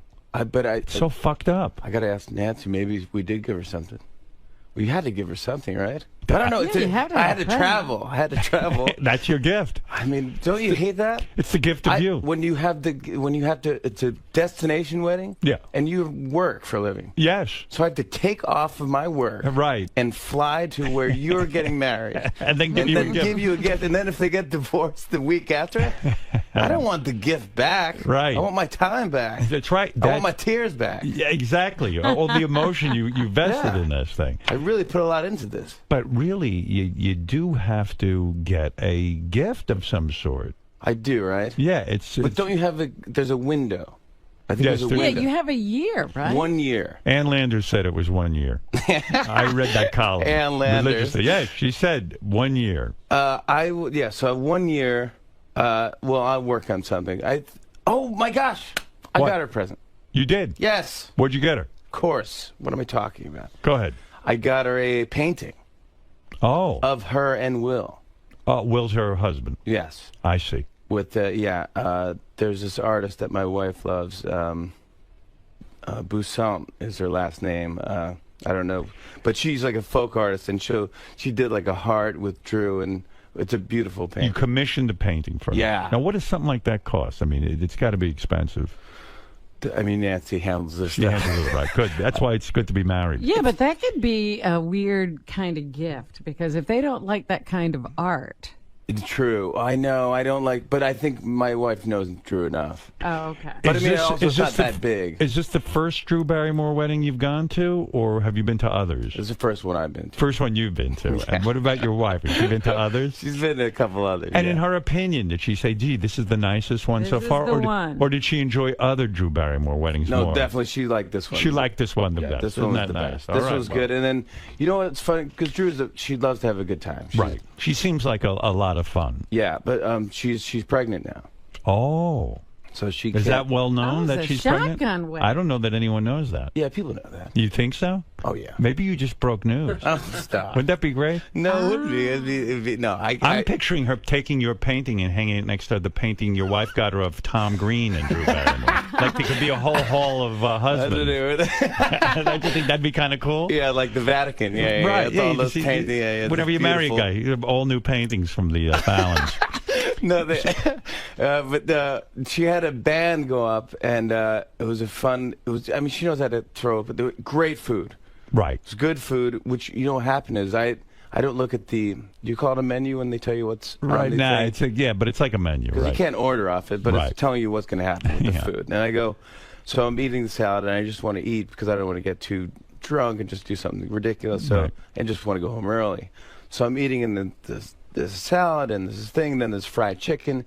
So I eat all this fried chicken. I eat like 4 pieces of. I never had more fried chicken. And don't you love when they serve something informal like fried chicken? It's so much better. Right. It was great. It's great. And then they go, well, here's the steak course. I go, oh, I can't because I just ate all this fried chicken. What am I at? One of those Brazilian places? Right. You ever been to those places? All you can eat? Yeah. Where you but it's all this different meat. Yeah, and you have to flip the card over to tell them to stop. Yeah. I didn't know that you have to flip the card to red because I'm just going like, why do you keep offering me this meat? I guess I'll take it. I mean, I'm not going to waste it, but then I'm like it's like a Flintstone. It's gluttonous. It's ridiculous. It's like medieval times. It's like the Game of Thrones. Yeah, it's like Game of Thrones. Give me meat. Are you watching it this season? Oh yeah. I fucking love it. I dropped out. You dropped out of Game? Out. Why? I don't know. I couldn't put out the second episode. I don't get this. In other words, there's too many characters, too much dialogue. 150 characters. It's like Twitter. It's like 140. There's Peter Dinklage is just getting blowjobs left and right. And yeah. What world is this? What is this? That's why it's TV, it's fantasy. Well, people at work, they go, no, this is the way it was back then. I go, it's fiction. That's right. It's a made-up world. What do you mean it's back like then? saying that's the way things are in Alice in Wonderland. You mean just be magic? Yeah, you eat a mushroom, you get big. It's like you're basing your fact on fiction.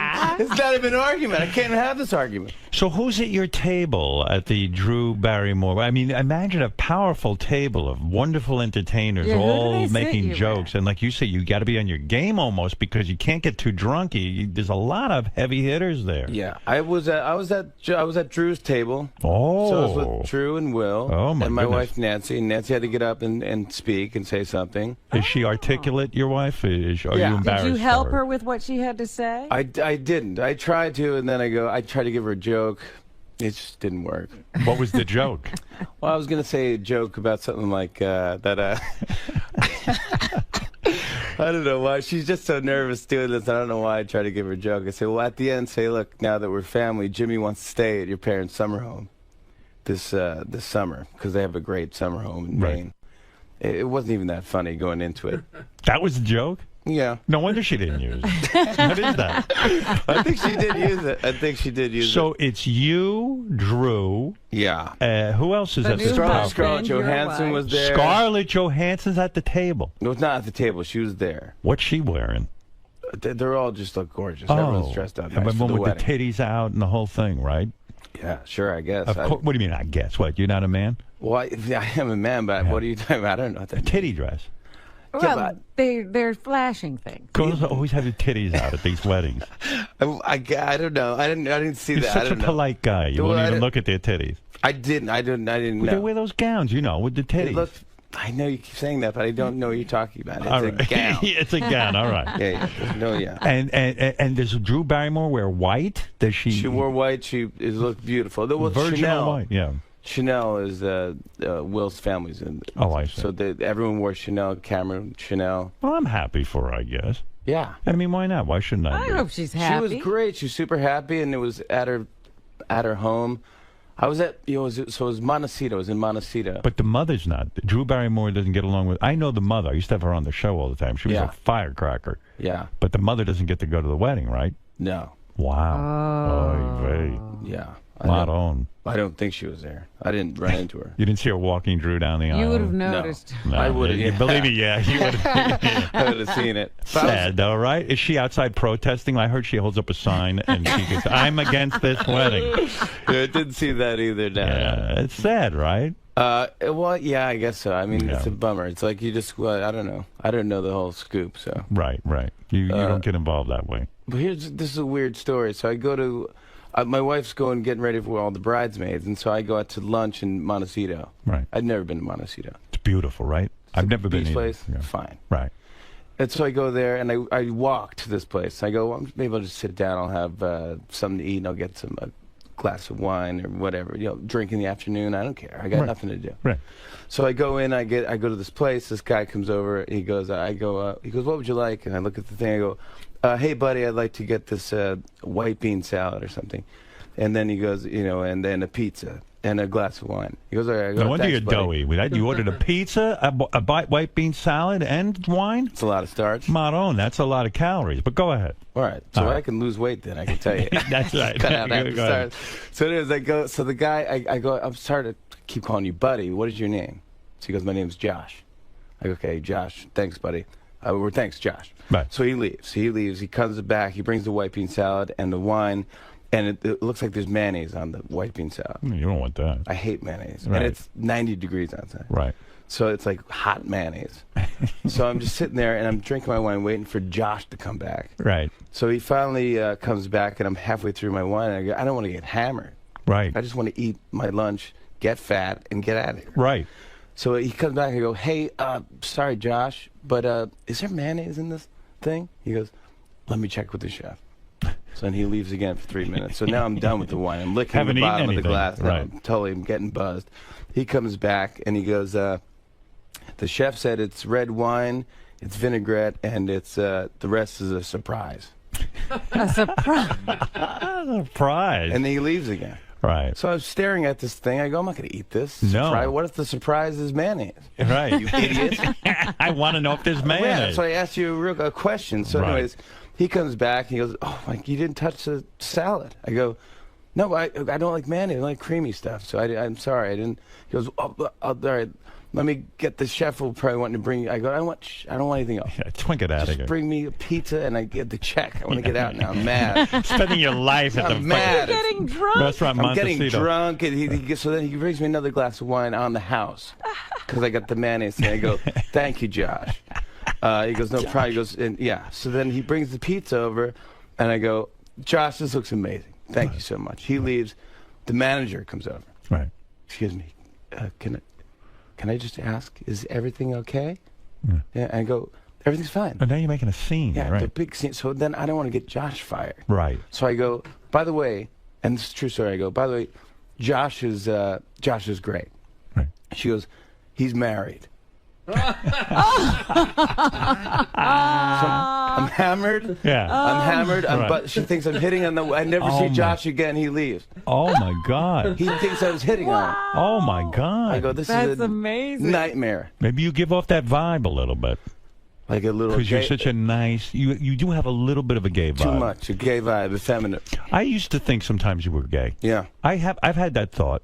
Yeah. I had this whole imaginary life for you that you married, but your wife's a beard, and you go over to 𝗦𝗵ici𝘄 table and you're staring at Beckham. And no, you know what it is? Because you're a nice guy. Because I don't know if it's an act, but like you, the guy. Hey, I don't know. What do I have to do? I don't know this titty dress. You have to. No, but you're very. You're so guys aren't respectful. Right. They're lewd. We have penises, and they rule our lives. And, and I you should be watching Game of Thrones. Well, it seems like you've overcome the urge, to be gross but you must fart and do weird shit things right? I mean, like any other guy. I don't know. You don't know. No, I don't remember. You don't even shit. I don't. Do you ever use foul language? No. I do now and then, sure. I don't get that impression. I think. I do. Sure, I do sometimes. But it's like when you're just goofing around or. Right. You will do that with your friends. Yeah. Now, talk to me about the new album for a second. I see you have your guitar here, which always excites me because I was telling Robin, this audition tape that you did when you were on Saturday Night Live, it was so fantastic. How old were you then? I think it was 23. And you were smart about it. You grabbed your guitar and you started to play the guitar. Yeah. And you went through quick musical impressions. And I love that because, first of all, it's brief. Yeah. Sucks me in, you give a funny line, and you're on to the next thing. And you like to give the impression that you're almost just coming up with it off the top of your head. That's the trick to a great stand-up or a great audition for Saturday Night Live. Do you think, have you ever seen anybody else's audition tapes for Saturday Night Live? Yeah. Is yours the best? Oh, no. Are you the only guy who ever got a laugh from Lorne Michaels? Because it's legendary. I've talked to other Saturday Night Live guys. It's Brewer. tricky. It's a tough room. It's really tough. It's like no one laughs. He is guffawing through your audition. Like, it's a good laugh. He starts laughing when I did an impression of Adam Sandler, because at the time no one did that. It was fantastic. Oh, thanks. But do Adam Sandler. Come on. There was three phases of Adam. There was like the one part where he just kind of mumbles and he goes like, "How you doing?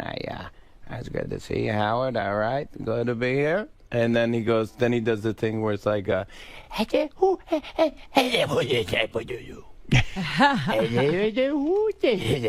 then the third part is where he goes like, he yells and you're just like, "Shut up!" So I just did the mix of all three, and I actually called Adam Sandler before I did that.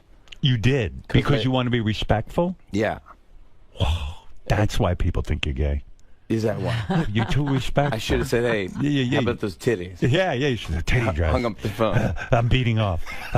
And hung up the phone. You know, funny enough, Adam Sandler was almost here today. Now, Adam Sandler and I have a weird background. We don't talk, and I was critical of some of his movies, like no one else was. Oh, he didn't. Were you once on a plane with Adam? Yeah, we didn't talk to each other. Didn't speak. It was incredibly awkward, but I had heard that he was maybe coming in this morning. I was excited. He's the nicest dude. That's what I hear. Ever. Oh, he doesn't care if you don't like his movies? Well, he seems to care. I don't know. He stays away from here. I was very excited to get past all of that. He's absolutely one of the funniest humans on the face of the earth. Yeah, and there's many things I think he does that are funny, hysterically funny. Yeah, me too. But, listen, I got to be honest if I don't like a movie. I don't do that. How did when you say you reached out to Adam Sandler before you auditioned for Saturday Night Live, how do you even know to get to him? Because wasn't he already on Saturday Night Live and he was a big star? How did you know him? My manager at the time, Randy Siegel, used to work at Greenstein Gray, and she knew Sandler on his way out. Right. So she knew him, so she called Adam to say, "Hey, my client, Jimmy, who you met once before, I think he saw me at the Improv in L.A. Right. and she said he wants to do an impression of you for Saturday Night Live. Are you cool with that? And he's like, sure. He's like, does he want to do it for me? Like, he can call me and do it for me. So I go. So I called 𝗦𝗵cie𝗄𝗿. He actually was his writing partner. Right. Talked to Tim. Tim goes, all right, here's Adam. Adam got on the phone. He's like, hello, how you doing? Hey, Jimmy? I go, yeah, this is Jimmy. He goes, all right, you going to do an impression? You're going to do do the impression on me? No, he didn't. He said, he said, do it for me. Let me hear it. So I did the whole thing. And he starts laughing. He goes, I love it. It's great, kid. Go hit a home run. Go do it. What if Adam had said no to you? Would you have not done? I mean, that probably got you a job on Saturday Night Live and changed your life. You would have said, I'm not doing it? I probably would have done it anyway. You would have done it anyway. And then I would have said, hey, you would give me a break. You're right. Sorry. Yeah, because man. it's one of your best things. Yeah, that was my big thing. It was my closer, I think. I'm trying to remember what else you did on the audition tape. It was seamless. It was... I did that, and I'm trying to get the Seinfeld. I mean, the Seinfeld was dead on. That is not as easy, because I do, hey, but it doesn't really sound like Seinfeld. You had every inflection down. I had him on the show on Saturday Night Live. We did a bit where Jerry came on the show, and he brought his impression. He changed his impression to match my impression because it was a little off. Right. So I was talking about the Gap and how they had these new, like, it was almost like culottes for men at the Gap. It's called like beach pants or something. So they go, what are these beach pants? Who wears these things to the beach? What kind of a place is the Gap? And he goes, pocket tee? Thanks, Gap. What? You'll refold it? This place is great. They refold your clothes if you don't want them. So we're just yelling back and forth. Isn't it true? I guess you point out that there's 3 phases of Adam Sandler. There's 3 different Jerrys, maybe, I'm thinking. There's a couple. There's the, can you believe you do that? And then you wait, you ask the question, and then you yell back the answer. Would it be inappropriate if you said one day, because I swear I'd go see this, that you're going to do a one-man show on Broadway, and if you did a half hour of Seinfeld's material, but gave us the Seinfeld experience, I would want to see that. Like a human hologram? Like a human hologram. Like you actually went out and performed that. Like the Tupac hologram. Because it's much like one of the things that drives me crazy, you start doing that and all I want is more. But is that the secret? You got to leave them wanting more? No, I don't know. If there is a secret, I don't know. That's probably all I can do. You can't go on. After a while, probably get annoying. After a while. Now, Lorne Michaels, when he saw this audition, he had to be, okay, I'm signing this guy, right? I mean, you must have heard that hour that you were on the show. No, I waited for like 2 months. 2 months? Yeah.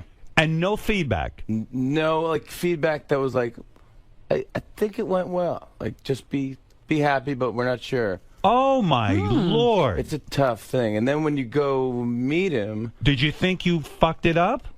Yeah, well, you never know. You go...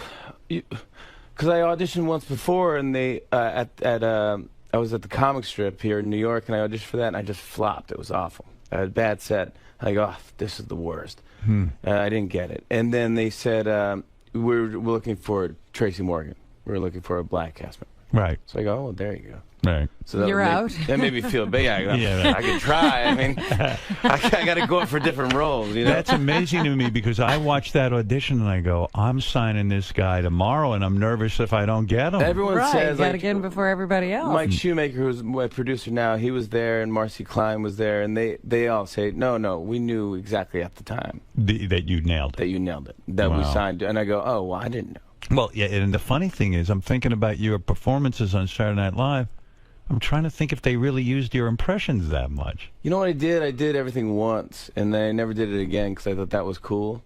But you did something on that audition tape, too, that was good. That was very Saturday Night Live. You said, well, this is an impression of a guy, but it wasn't anyone famous. It was just, the guy who always says this or the guy who always says that. Yeah, none of those guys worked. They didn't? No, I did like a guy who did double takes. Yeah, right. Yeah, that was cool. Everything, gosh, it was just, I don't know. I could never even think. And on that audition, you didn't do your musical impression of Neil Young, which I think is your strongest impression. I did not do Neil Young at the time. Well, at the time, I didn't know what would be funny with doing a Neil Young impression. Neil Young's a big guy, you know. When did you start developing the Neil Young thing? I did the Neil Young thing. I always had it, but I think, you know, it took a writer on this show on late night, that his name is 𝗦𝗵cie𝘄𝗿𝗿, to go like, what if Neil Young sang the theme to Fresh Prince of Bel-Air? Yeah, that was good. So that's so like you can so. Did you put that on the album? Yes, this is on the album. This is on the album. Do you have to get permission from Neil Young? No, because it's an original kind of. No, you do. You got to get the permission from the Fresh Prince of Bel-Air people, don't you? Yeah, Will Smith. Yeah, and both, and Neil Young. So no one's getting paid for this. I mean, I don't see how you're making any money. Neil's buying a boat right now. What are they paying you on for your TV show? Are they paying you decent money? Yeah, I think so. Do you get $8 million? No, not that much. No. What did Jimmy Kimmel tell us he's getting? $8 million? I don't remember. He's been on for like 10 years. He's been on. I keep trying to get. Years. Would it be weird? You guys compete against each other in some way, right? Not really. Don't you think? I think at one point we do. At like 12:30 or 12 to 12:30. I go on at 12:30. He goes on at 12. Yeah, but I keep wanting to get you guys together, but I'm wondering if that would be weird in some way. Oh, we've hung out. Oh, you have hung out. He's a super nice guy. Oh, you like him? I love him. You don't feel competitive with him? I could care less. Really? Why? Right. Who You cares? had such a fucking healthy attitude. You must have had a great relationship with your parents. No. I wish. No. I did. I just moved them. I just moved them out of my childhood home. Oh, you did? They moved to Bronxville, New York. Oh, yeah. You had to sell the house, and you were trying to get someone cool to buy the house? I wanted somebody cool to buy it because I don't want I don't know what's going to happen with somebody. You feel attached to your childhood house? Kind of, yeah, a little bit. What did the house sell for? It didn't sell. Oh, it's still for sale? Still for sale. Where is it? It's in Saugerties, New York, which is upstate by Woodstock. And oh, yeah, forget it. You're going to hold on to that thing for the next 10 years. Yeah, I'm Nobody's looking in Saugerties. Yeah, and you got a stipulation that they be cool. Forget it. Yeah, exactly. And then it's like, exactly, it's a double. Now, people tell me by cool you mean white people. Is that true? You're a racist? Horrible racist? That's basically what I'm saying. What is it, Gary? I was reading an interview with Jimmy in Rolling Stone, and I thought he was insinuating that his parents were like sort of super protective. Overly protective? They were, yeah. Very too much. My grandfather was a cop from Brooklyn, so my mom had an overprotective childhood. So I think me and my sister weren't allowed. She was my best friend, and we weren't allowed to. We didn't have friends. We just kind of hung out with each other in the backyard. As a result, are you very afraid of the world? Because you strike me as a guy who'll get on a plane, you'll go to California, you go here, you go there, you're sucking the world in. I think I'm interested in that stuff. Because I didn't have that growing up. Like, I love to read Outside magazine. Right. Because I would never do half the stuff in this magazine. See, a guy crosses a crevasse. I'm a very fearful person, so I don't go anywhere. Last night I went to dinner with a couple. They said, Howard, Beth, join us next weekend. Want to put you on our private plane. We're going to go to Paris together. We're going to have an incredible time.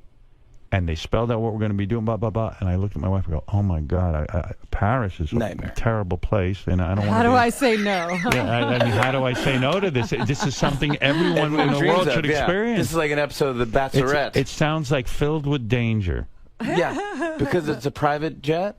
No, because it's just... I just want to be foreign home. Land? Yeah, I just want to be home with my dog, and Yeah, it's I like going home. Yeah, you like that too? I like going home. I know my wife. I know she's right. We watch the same things. We eat the same stuff. Yeah, I got my food. I got my routine. I barely have enough time to relax. So when I get home, it sounded like a nightmare to me. No, it's just too much work. Too much work. Because you got to reinvent. You got to relive. You go, I don't know how to live here. But a normal person would never turn. Like Robin would be on that plane tomorrow. Absolutely. I mean, a private jet, and this guy's top of the line, and they got rooms and the whole thing. I can't be bothered. Yeah, me too. It just doesn't interest me. Doesn't interest me. I'd rather, seriously, I've heard you say this on the show, but I'd rather sit and stare at a wall. Yeah. And just stare at nothing. Just sit there and go like, this is fantastic. You know what excites me? And this is the sickest fucking thing in the world. You know what I'm doing on, I think it's Thursday or Friday. I forget. I have a coach coming to my house to teach me how to organize. Yeah. And I'm excited about this. My wife would freak out. She loves to organize. I'm excited about this. We're going to come up with little folders and what to put things in. I tried to get. I have her booked for the whole day. This person. I tried to get a closet organizer, and she was booked. No, I'm what all kind set, of a man. job is this? I would rather do that than go to Paris on a private jet. I just want to make sure it's all figured out. Right. Yeah. I have no time. Yeah. I just want to do that stuff and to make sure it's all figured out. Then I just don't want to. Also, I don't want to bother anybody or just. So all of your impressions and all of the things that you've absorbed. What were they, through television and sitting at home in your home? And yeah. Everything happened. Me too. That's it. I just watch TV and you learn the world. TV and radio, and I just grew up with that. My dad would love WCBS FM, and we're up in Saugerties where you don't really get that. So he would have me run wire through the whole house, like through the pipes and stuff. Right. I definitely am going to die of cancer. I know the whole house is like a microwave. Did you ever try to be a legitimate musician? Because I feel when you do Neil Young, and I've heard you do Bruce Springsteen, all this stuff, that you have a good voice and you do have a certain charisma. But are you hiding behind the impressions? Are we ever going to hear you sing an original song that Jimmy Fallon can do? No way. You would why? Because all the comedians would laugh at you for trying that? Well, I would just personally, I wouldn't want to hear it. Have you ever sat down and written a song? No. Is that true? One. A serious song? A serious song. Never in my life. Why? I'm not a poet. But you had fantasies. I mean, no one's I've written comedy songs. I'm not a poet. When you were a young man, though, when did you learn guitar? You were a young guy and you were practicing guitar. You had a fantasy of being a rock star, yes? Yeah, but I just imitated everybody. That was it. I just took a guitar and I imitated, and I learned the song, and I would imitate. I'd do Roy Orbison or. You could do Roy Orbison? I could. You can't do it now? I don't think I could hit those notes. If probably a couple drinks in me, I could scream crying. What's the one musical impression you do that you have yet to show the public? Gosh. I've never heard you do Roy Orbison. I mean, it wouldn't. I couldn't even do it. Yeah, I got to really be into it and belt it out. What's your best impression? Is it Neil Young, you think? I mean, Neil's probably the best. I mean, we did the Doors on the show. We did the Doors. I've never seen anyone do like Jim Morrison to be funny. Yeah, so right. We did the Doors singing the theme to Reading Rainbow. I saw that one. That was good. That went well. That was good. And we shot it like it was Ed Sullivan, from, 67 or whatever. It was pretty cool. This show is the best venue for you. I mean, you don't have to sit there with those other fucking cast members from Saturday Night Live. It's your own sharing thing. Time. Yeah, you don't have to share time with them. Fighting for you know what I mean? Think about it. Spot. It is really the dream job for you, I guess.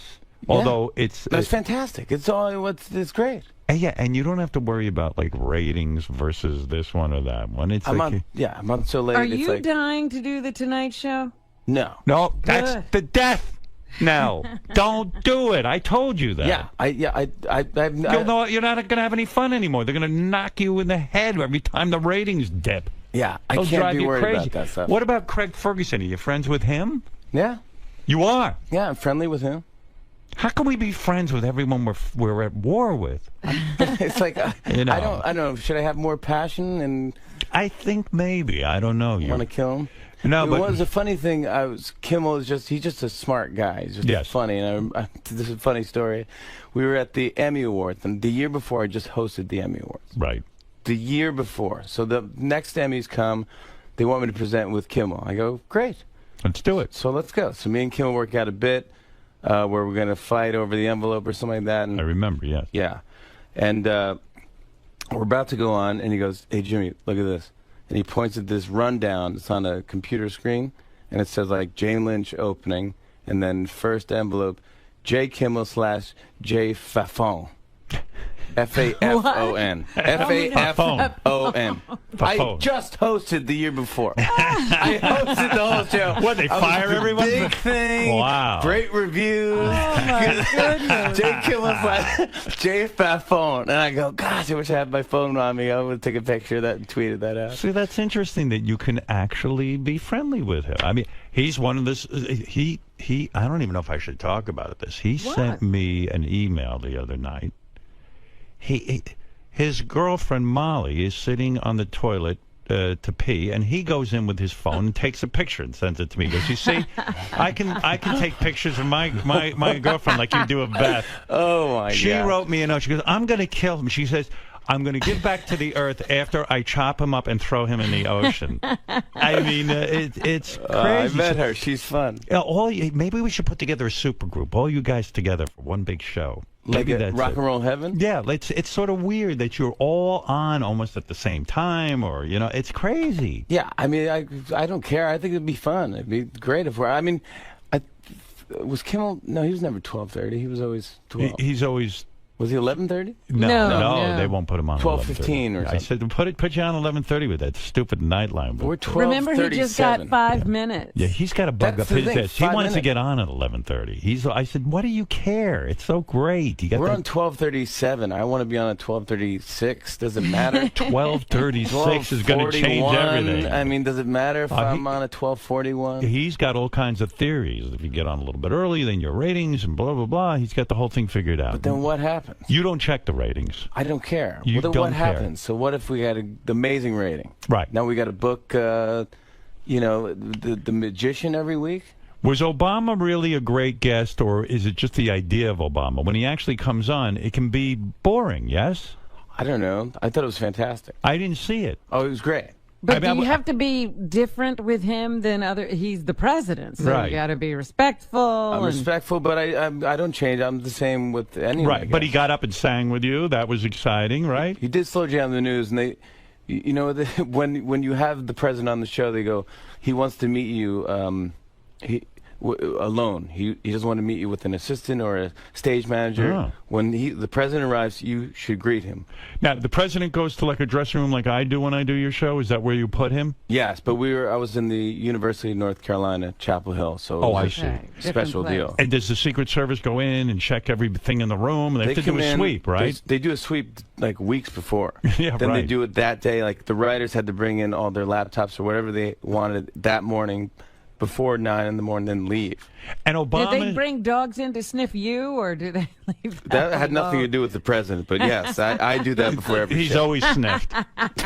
People just love it. Yeah. And dogs love it. But the president says, rather than have my Secret Service in the room with me, rather than have an assistant with me, I want to be alone with you. Yeah, I just want to I want to be greeted alone so I can say hi alone. Wow. What do you think's up with that? Like, why? I think it's a protocol thing, a respect thing, I guess. Now, are they nervous you might go berserk and beat up the president or get it? I mean, like, seriously. Maybe it makes it a bigger deal. I don't know. Maybe it makes it like it's official. Who tells you that the president wants to be alone with you? 10 people. 10 people? Yeah. And they go, oh, this is very, very... We can't go with you. I go, can my wife go? No, she stays in a separate... She stays 40 feet away or something like that. And all these people, like, you have to go alone. And then... Maybe Obama wanted to know if you were gay and he didn't want to embarrass you. Yeah, maybe he's friends with Josh. You bang your wife many times a week, right? Oh, my gosh. Do you? You just stuck that one in. Yeah, go ahead. No, you can't. We're talking about the president. Oh, sorry. Right. The president. Oh, yeah, sure. No, I'm trying to prove you're not gay. Lest anybody think that. No, I'm not. I'm not gay, I would tell you. All right. All right. But I tell my wife first. All right.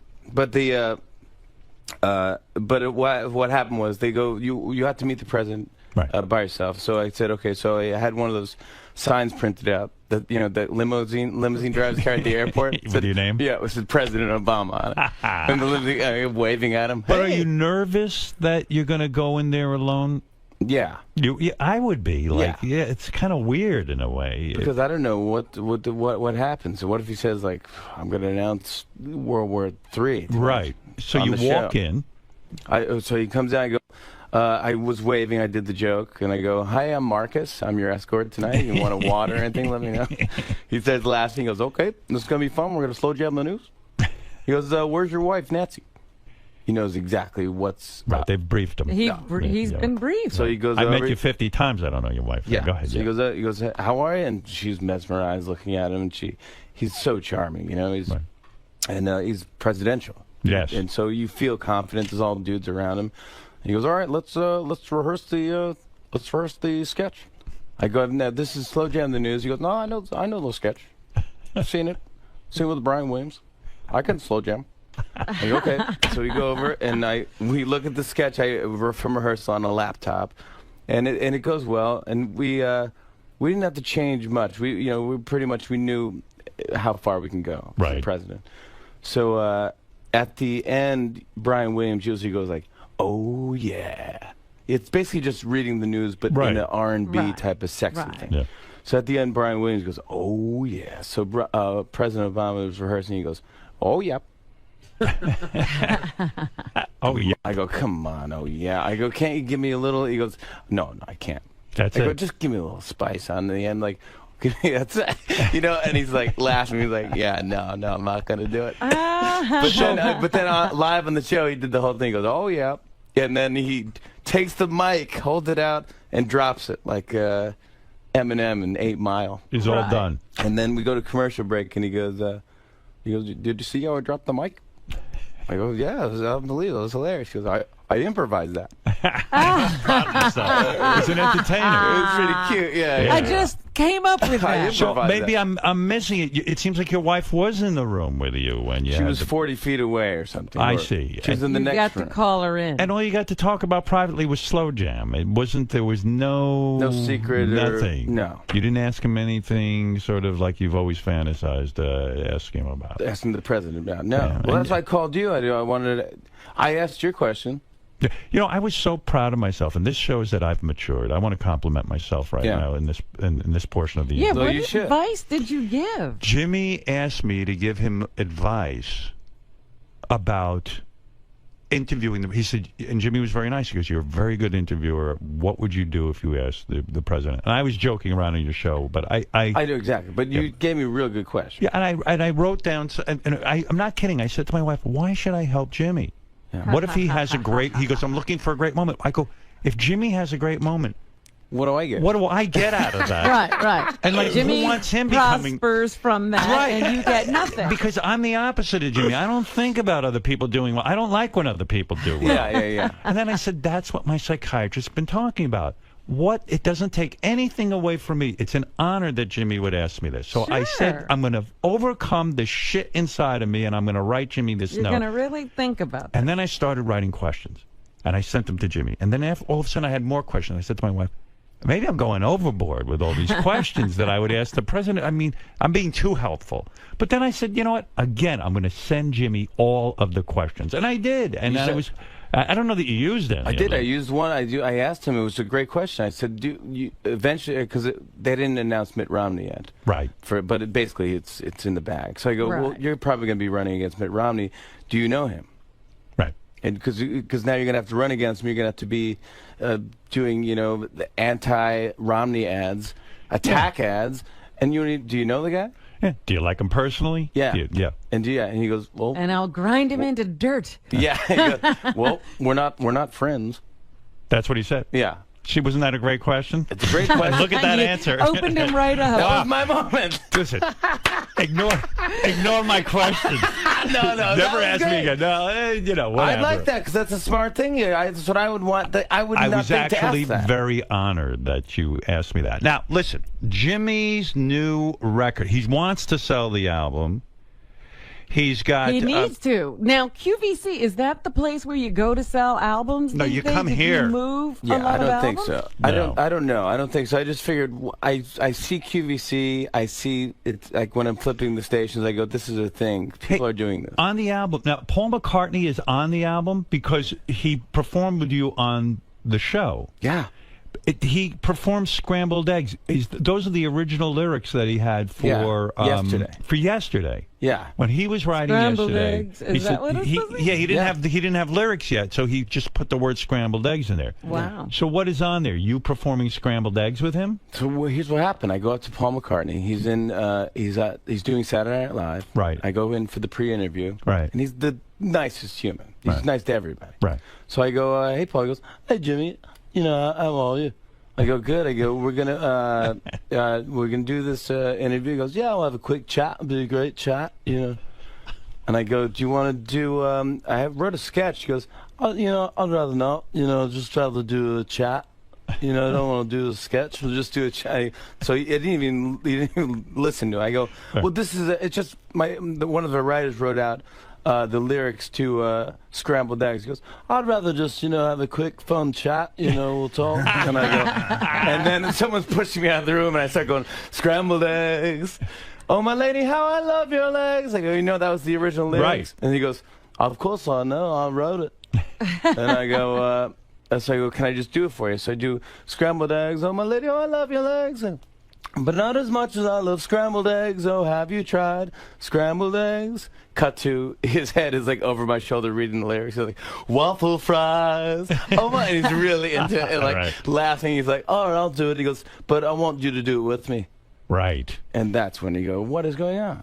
So you have to seduce these guests. But I didn't even want it. I didn't pitch it as a duet. Did you have fun doing it? It was amazing. Amazing. He was my idol growing up. Of course. Can you imagine getting to do a song with Paul McCartney? It's unbelievable. It doesn't make any sense. What is his relationship with musicians? Because Springsteen will come on and do a week. And, Springsteen won't talk to me. Thinks I'm a scumbag. He does? I don't know. I saw him at a party. I met him at a party. He's a nice guy too. He was very nice to me. But he's fun. A lot of these guys just want to come in and have a good time, and they just want to trust you that you're just going to... No one trusts me. At least you do. That's what you were about to do something. What were you going to do with your guitar? You were going to do Neil Young? I don't care. I mean, I could do whatever. I could show you the difference between Neil Young and Bob Dylan. Show me the difference between I love when you do this stuff. All right, go ahead. So Neil Young, this is Neil Young. Neil Young, when he plays the harmonica, it's more of like a melody when Neil plays.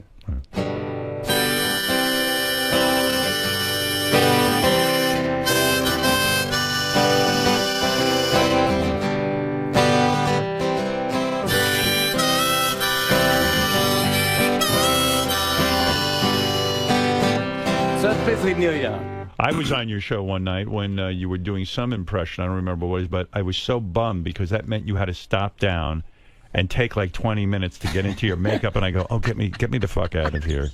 I'm sorry about that. Jimmy's doing an impression, and that means I've got to be here 20 minutes longer. I had to change. Yeah, I did Bob Dylan then. That you did Bob Dylan. Now, what is the difference between Neil Young and Bob Dylan? I think Bob Dylan, when he plays the harmonica, he just hits the highest note on the harmonica and just blows the shit out of it. Right. That's all he does. Same technique. So it'd be like, yeah. So Bob Dylan comes on our show and he does the song, and he plays the harmonica. It's just the highest and the loudest.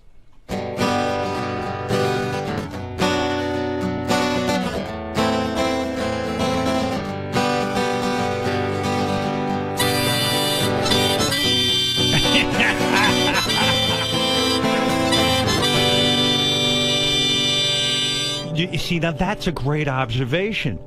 Bob Dylan, you look like your head's going to blow off when you're blowing into that. No, but I mean, it's fantastic because it's true. I never realized Bob Dylan just blows into that fucking thing like it's like a breathalyzer. Yeah, and all of a sudden the harmonica becomes funny. But and Bob Dylan, the impression you do morphed over the years. You're like Bob Dylan now. You can't understand a word he says. You might as well not even see him in concert. Right. There was a time that you could sort of hear him articulate the words, but now it's like. I'd rather see a cover band sometimes. You see these new bands, you go, yeah, I know it's the original guy, but what is he doing? He's trying to give a performance where it's a different kind of sound. He wants to do something new and original, but you're like, just do the goddamn song. Don't you want it to sound like the record? Right. That's what you kind of want, right? Yeah. Now and then he does do that, and like, because he'll be like, how does it feel? Right. And you go, oh, I love this song. I didn't know you were doing that one. It's a great song. It's my favorite. Do you ever hear from these guys? I mean, I mean, I know Neil Young came on the show, but Bob Dylan has not been on the show. No, Neil came to the show with Peggy Young. Okay. And he just came, and he's a shy guy. He's a really, really nice guy, but he's very shy, and he had the hat on, and he goes, I go, hey, Neil, and he goes, Pants on the Ground was my biggest hit in 25 years. Oh, okay. Well, way to speak up, dude. Yeah, that's cool for him to say that. I was like, and so he's into it. We had to run it through Bowie if we wanted, because we did the Tim Tebow. Yes. It's Tim Tebow and David Bowie meshed and became one human. How much do you love Bowie? Like you seem to love the ones. I love Neil Young. I love Bowie. I talk about Bowie. Dylan, I love the Doors. I love all those guys. Bowie's another guy. He's morphed into like 30 different guys because when he used to do Starman and when he was Ziggy Stardust, it was a la, la, la. Yeah, higher voice. Right. Yeah. Then he goes down. Now he just does kind of that type of thing, and like Elvis Costello's changed too. He has. Elvis Costello used to start off, he'd be like, and then now Elvis Costello's like, he's a different guy now. It's great. Is it possible for you to listen to music without wanting to do an impression of a guy? Can you sit back and enjoy music, or do you just start to obsess on, I've got to learn how to do that? No, I love music. You do? And do you like new musicians, or are you mired in the McCartney and the Neil Young and Springsteen? No, I like new music too. You do? Yeah, I think Fun has a great new song out. Well, it's not even new anymore, but Gautier, that song is great. What's that song? Somebody that I used to know. See, you're more in the music scene than I've started giving up. Oh, he's like, no, it's a great song. He's like, I think it might be the #1 song, and it's like he goes like, basically like you didn't have to treat me so bad. You had your friends collect your records, then you changed your number, and like now you're just somebody that I used to know. Do you like rap music? I like rap music. Okay, I feel like it's getting kind of old for me. When the Roots, you had Michelle Obama on the show. And that, not Michelle Obama, Michelle Bachmann. Yes. And so this is some sort of controversy. You're not known for generating controversy, but someone decided to play Lion Bitch or something. I don't even know this song. No, I don't think anyone knows this song. And no one knows the song. Somebody decided to play Lying Bitch. I don't know. Is that the name of the song, Lying Bitch? So do you have to go apologize? I know you made an apology to Michelle Bachmann because you felt bad. Like that's a dirty blow. That's something you would not do. I would not do. So someone in your band decides what song is going to be played when they walk out. Yeah. So you're not in on that decision. I am now. Yes. After that is when you became someone who had to get in on that decision. Yeah.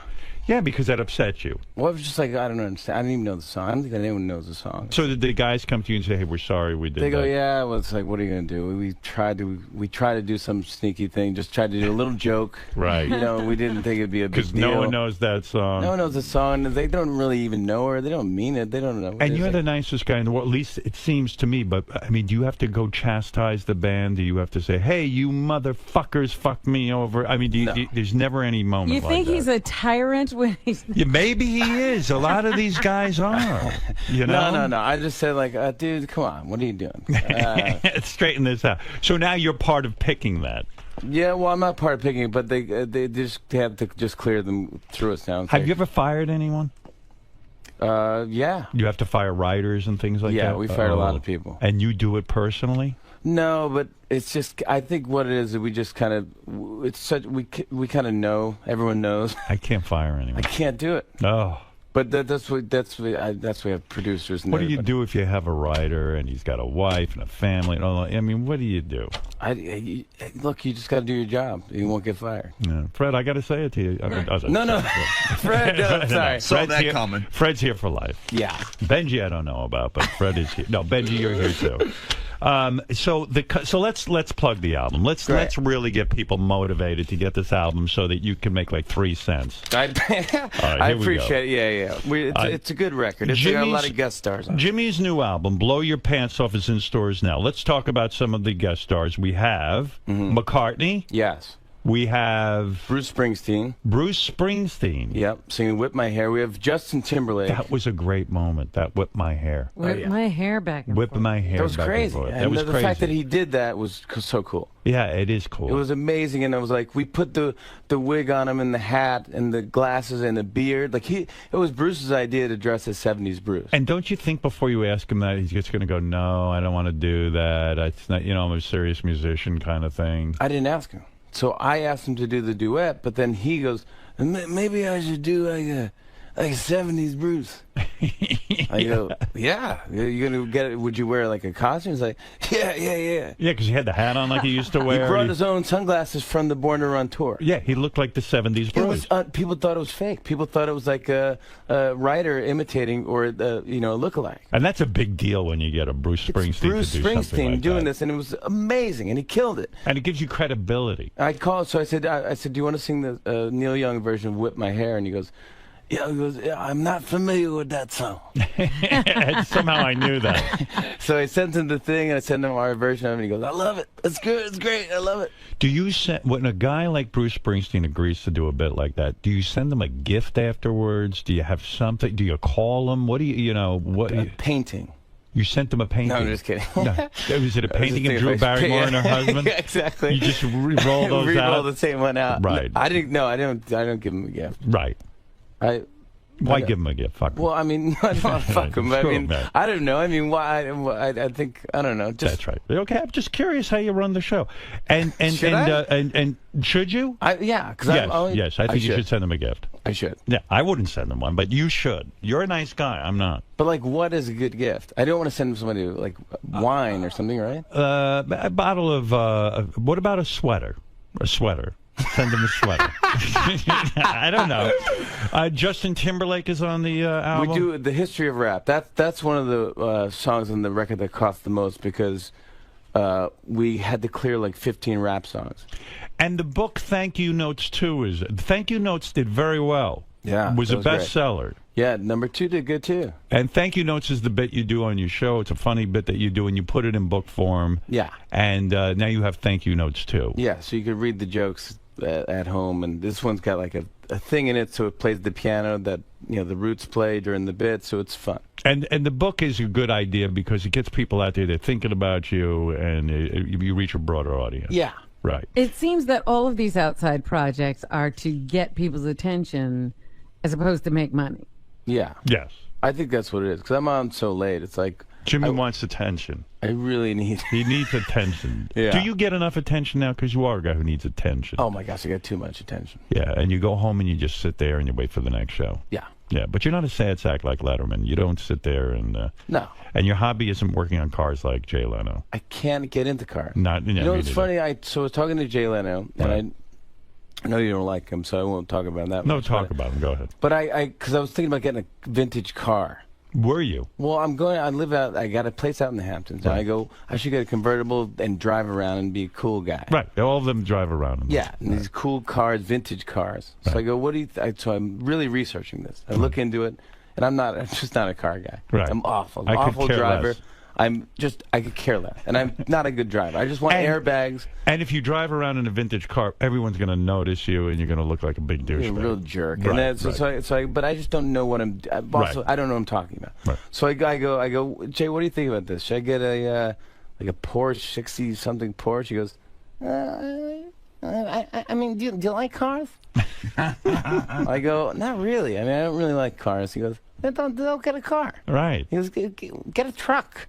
Yeah. I go, I don't even know if I like trucks. I got nothing to put in the back of it or whatever. It's like, he goes, here's the thing. He goes, I love cars. Right. If it breaks down, that makes me happy because I want to fix it and see how it works. Right. That interests me. Right. I go, that would never interest me. Yeah. I would give it to somebody and I'd have them fix it for me. If you want to go retro, get like the Amish have a horse and a carriage, and you drive around the Hamptons in that, and everyone will love it. The buggy and horse. Yeah, that's a good idea. But you need a hobby. That's what it is. You need a hobby. Like I'm into photography. I'm a photographer. You still into that? Oh yeah, big time. Because I remember you were getting into it. Oh with the Beckham day. Yeah, big time. You do. So you know aperture. Aperture, of course. That's a big word. That's right. I've heard of that. That's where it loses me when I get a camera. No, I like it. I like the sort of the mathematics. No, I do. Yeah. Oh, yeah. No, I get out of it. I go, I don't know, aperture. Yeah, you need a hobby. That's all. Because you're not busy enough. All right. And when are you having children? I'll get into that. I got to talk to Josh. Are you going to have kids? Yeah. You are? Yeah. You think you'll be a good dad?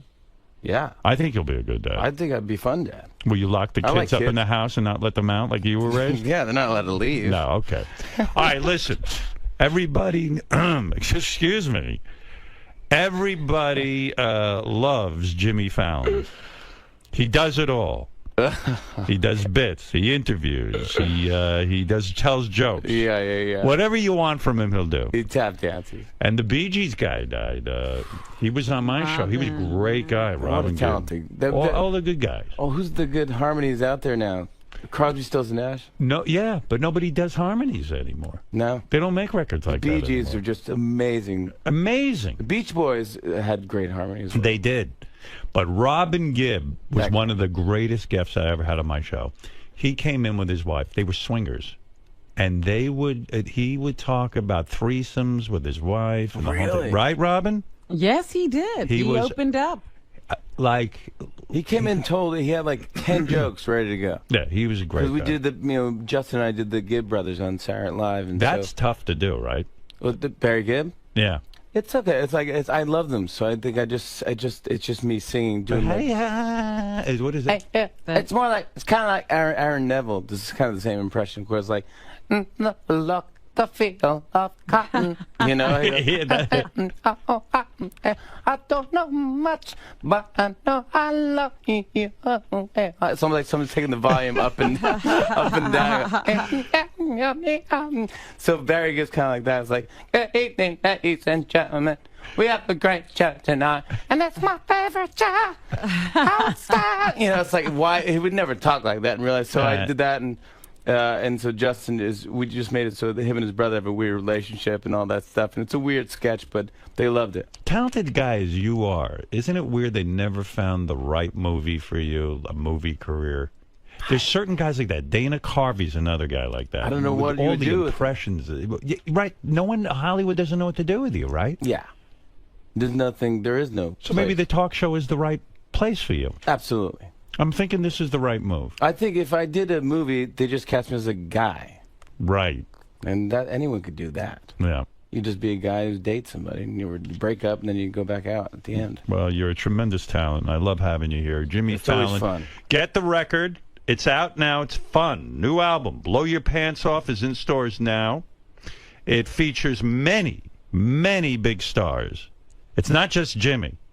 It's I know what you're thinking. Yeah. I don't want just Jimmy. Why would I buy an album with Jimmy? It's not worth it to just get me. I see on that TV commercial all the time too. Eddie Oh yeah, for the bank card. The bank card or something. Capital One, Capital One. They must be paying you every time I say go ka-ching. Yeah, no, they pay you up front for those things. Oh, that's it. So that's it. Every time it airs, it's up to this. You're a spokesperson. I mean, they play it nonstop. I know, it's too much. I mean, people know you from that more than from anything. They do. I got a big old lady following. Did you tell them stop playing it so much? Yeah, but the baby steals it. The baby's cute. Yeah. Jimmy's book, Thank You Notes, too. Check that out. It's in stores now. And like I say, get the album Blow Your Pants Off. What are you going to do? You're going to go around signing albums and stuff? There's no record stores anymore. So there's nowhere to go. There's nowhere to go. There's nowhere for you to sign the album. I don't. I mean, I could sign it, but no one's going to be there. No one will be there. I don't know where to be. Barnes you & can sit Noble? at home. Best Buy? Yeah, Best Buy, maybe. Sit I'm not going to go to a Best Buy. Well, you're terrific, and I love when you come by. You know that. Yeah, you're a good man. And I appreciate it. And hi to everybody here, and thanks for having me. You don't have to say hi to everyone here. Just me. That's it. Yeah. No, just concentrate on just me. Just ignore the rest all the time. Exactly. I will. The great Jimmy Fallon. Where are you off to now? The Today Show or something like that?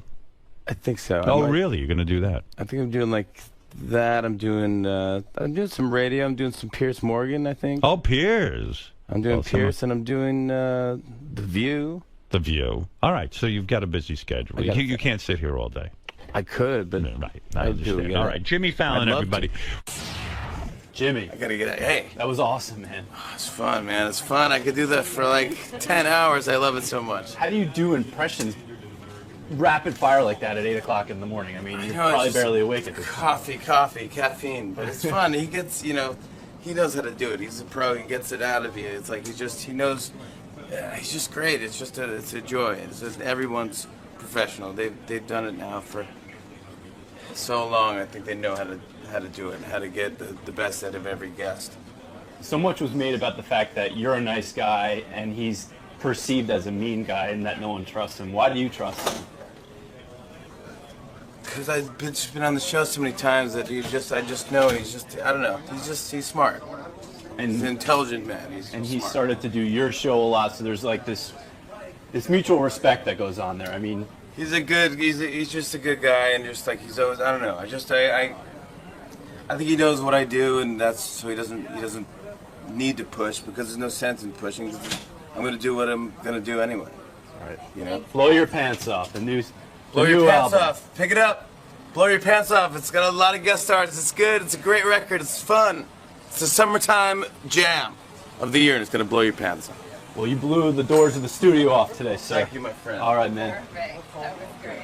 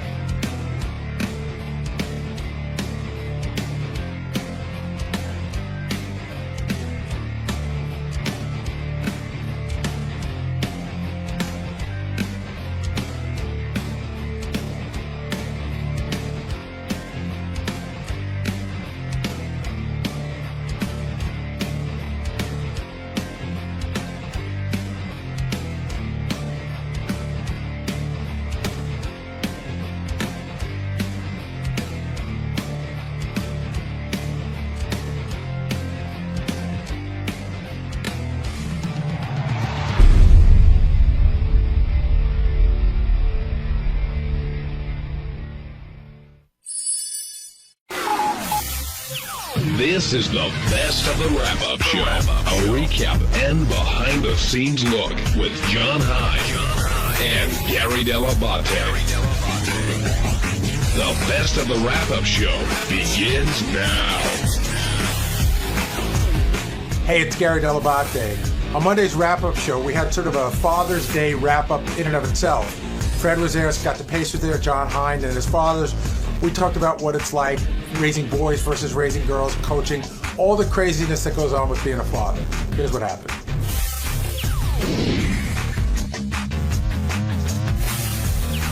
During the news, there was a big debate over Father's Day. Howard talked about the card that he got for his dad. He didn't really pay attention to it.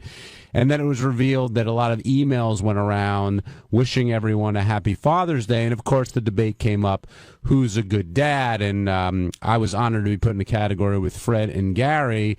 But then Scott DePace's name was thrown into the mix. And I guess such bullshit. Who makes these people the judge? They're not at my house. They don't know what a great dad I am. Well, are you saying you're a great dad? Or are you saying Fred, Gary, and I aren't great dads? I'm just saying the fact that someone can quantify the fact that you're a better dad than I, and they don't know either of our situations at home. What makes it's a ridiculous opinion. What do you think makes a good dad? I think someone who spends time with their kids, someone who, their kids obviously enjoy spending time with, someone who teaches their kids right from wrong, someone who, is there for their kids. So do you believe that Fred and Gary and I do that? I would have no idea. I'm asking what you think, based on we've known each other for a long time. Yeah, I think you do, yeah. Except Gary probably gives them all those liberal opinions, but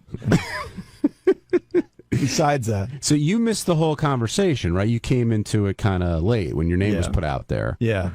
You didn't miss much, really. Fred sent an email to Gary and I. We were emailing each other over Father's Day. Sort of wishing. Queer. Well, why is it queer for Fred to send an email like that? Let's all congratulate each other on being dads. I mean, I don't know. Are you upset that you weren't part of the email? No. And I saw the one that Doug 𝗏𝗏𝗏𝗏 sent? Doug 𝗏𝗏𝗏𝗏 put up, like, congrats to all those dads out there. It's like, shut up. Just fucking go away. Benji, I mean, you're not a dad, but what did you think of that? Did you think those emails were odd when they came in? I said the same thing Scott did. It struck me as kind of effeminate. But, I mean, listen, if people feel that, it's nice. It's nice that you guys have your little, thing. We're not the first ones who have ever done this. I mean, there's been billions and trillions of dads out there, I think right? the sentiment is nice, but for a guy to tell another guy, like to my dad, I definitely say Happy Father's Day, and I love him and express that. But to a guy to say to another guy, the sentiment is nice, but it definitely seems kind of effeminate. I think it's just saying, I think you're a good dad, and I'm a good dad too, basically. That's. Here's a. Would you do that to anyone? What? I responded to Fred's email. But sure. would you instigate something like that? Would I send an email like that? Yeah. No, I wouldn't. I wouldn't. I was happy to be a part of it, but no, I wouldn't send that out. What were you going to say, Scott? A weird Father's Day question. So someone I know had one son who died, and I was leaving the golf course, and he said, "Hey, have a happy Father's Day."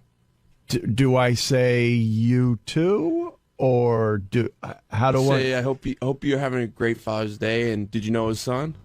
I didn't, but I've heard all about it. And I'm sure you miss your son, and I'm sure it's a tough. But day for is you he too. still a father? I would have handled it with you too. Yeah, I would have said you too. Yeah, because you too. Okay. If heaven forbid, a child passes away, you remain their parent until you pass away. You go, Happy Father's Day. Oops, forgot. Sorry.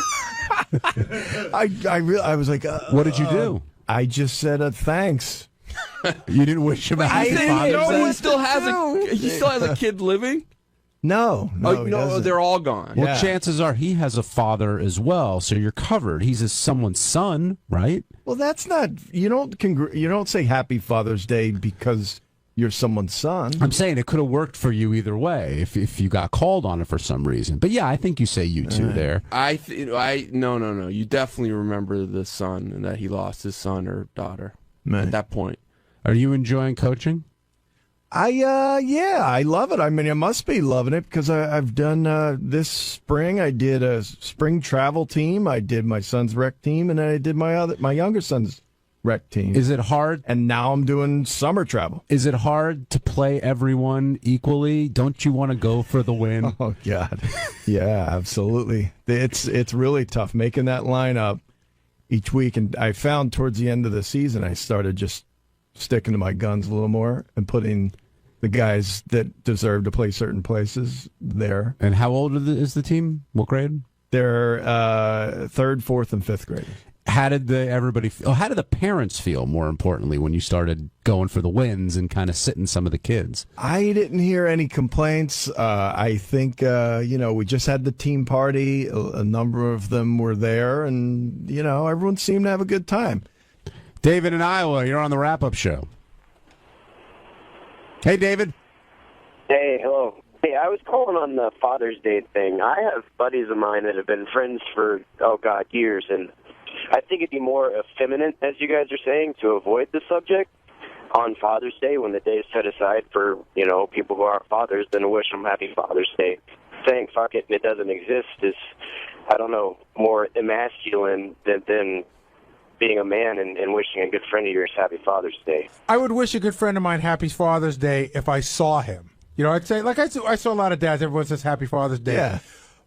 And Fred going out of his way, I really do feel was different because him and John have a relationship on that level. But I think it's weird when, Sal's the king of this, and I'm surprised he didn't do this yesterday. Almost every holiday, Sal sends out a disingenuous mass text about Happy Mother's Day, may all your mothers be the greatest day, or Happy Father's Day, or Happy Flag Day, or Merry Christmas. But it's written in that Sal vernacular, almost like a greeting card. Like what Sal's trying to do. And I got about a half a dozen friends who do that. I got a buddy of mine who wished me Happy Father's Day yesterday via text, and I'm pretty sure he only sent it to me.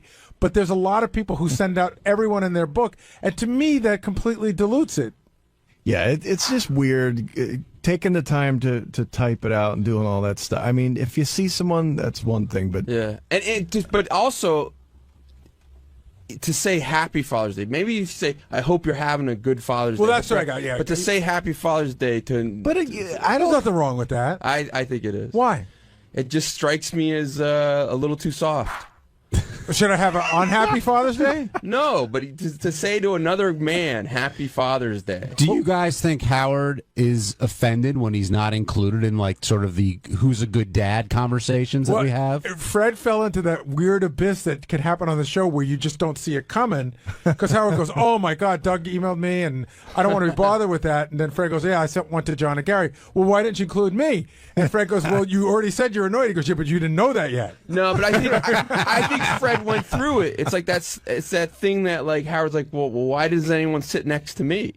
Because you probably you might enjoy him, you might like him, but there's a big risk that he's gonna next day on the air yell at you for sitting next to him. I almost emailed Howard a couple of times yesterday to say, hope you're having a good Father's Day, and I felt that he would be annoyed by it. You know him at this point. Yeah. Now joining us on Wrap Up Show is the other nominee for Dad of the Year or Best Dad of the Show. I don't know about that. Fred Norris. Fred, when you guys have definitely cinched that up. Well, I'm merely an also ran. That's not true. That's not true. You're being humble. You really I'm are the best dad. No. Stop with this. What are you not best at?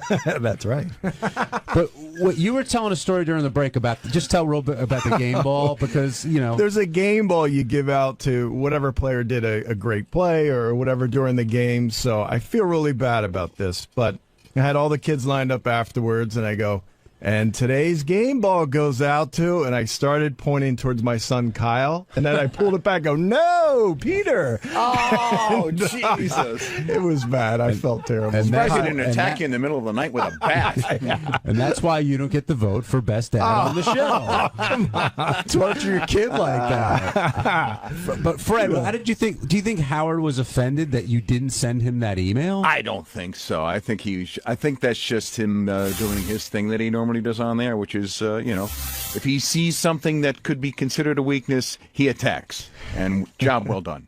Well, Benji was saying how he thought it was kind of effeminate for you to send it in the first place. That's a guy who goes to his girlfriend's gigs. Yeah, we do gigs and together. sings backup when he has no business being on the stage. You want to talk about effeminate?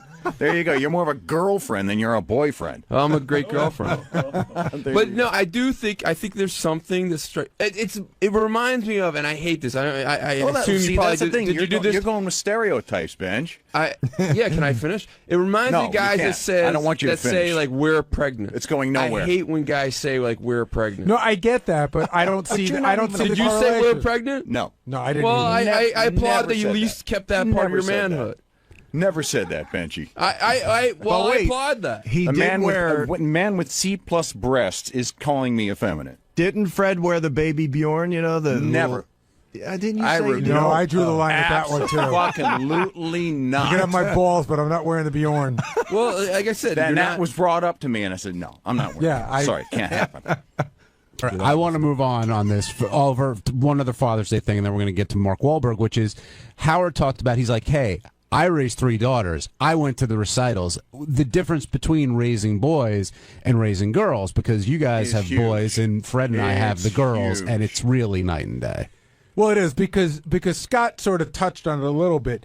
You can do some great things with your kids that they genuinely want to do, that you genuinely want to do.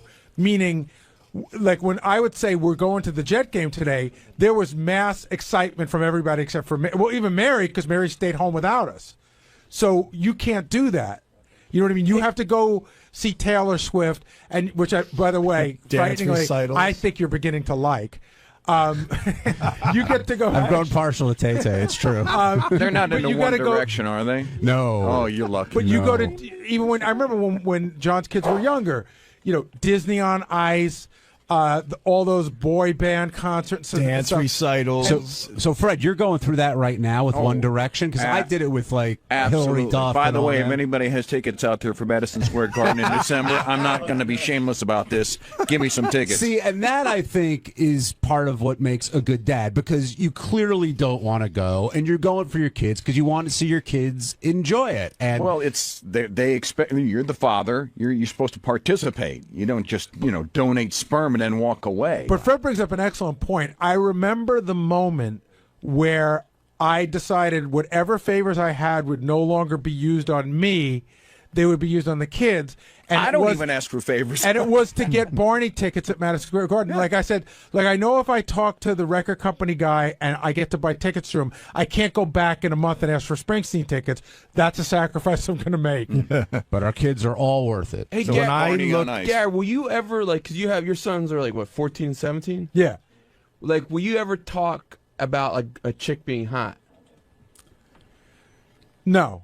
I mean, I would never do that. I would never say, "Wow, that chick's hot." I mean, Lucas has pointed it out to me before.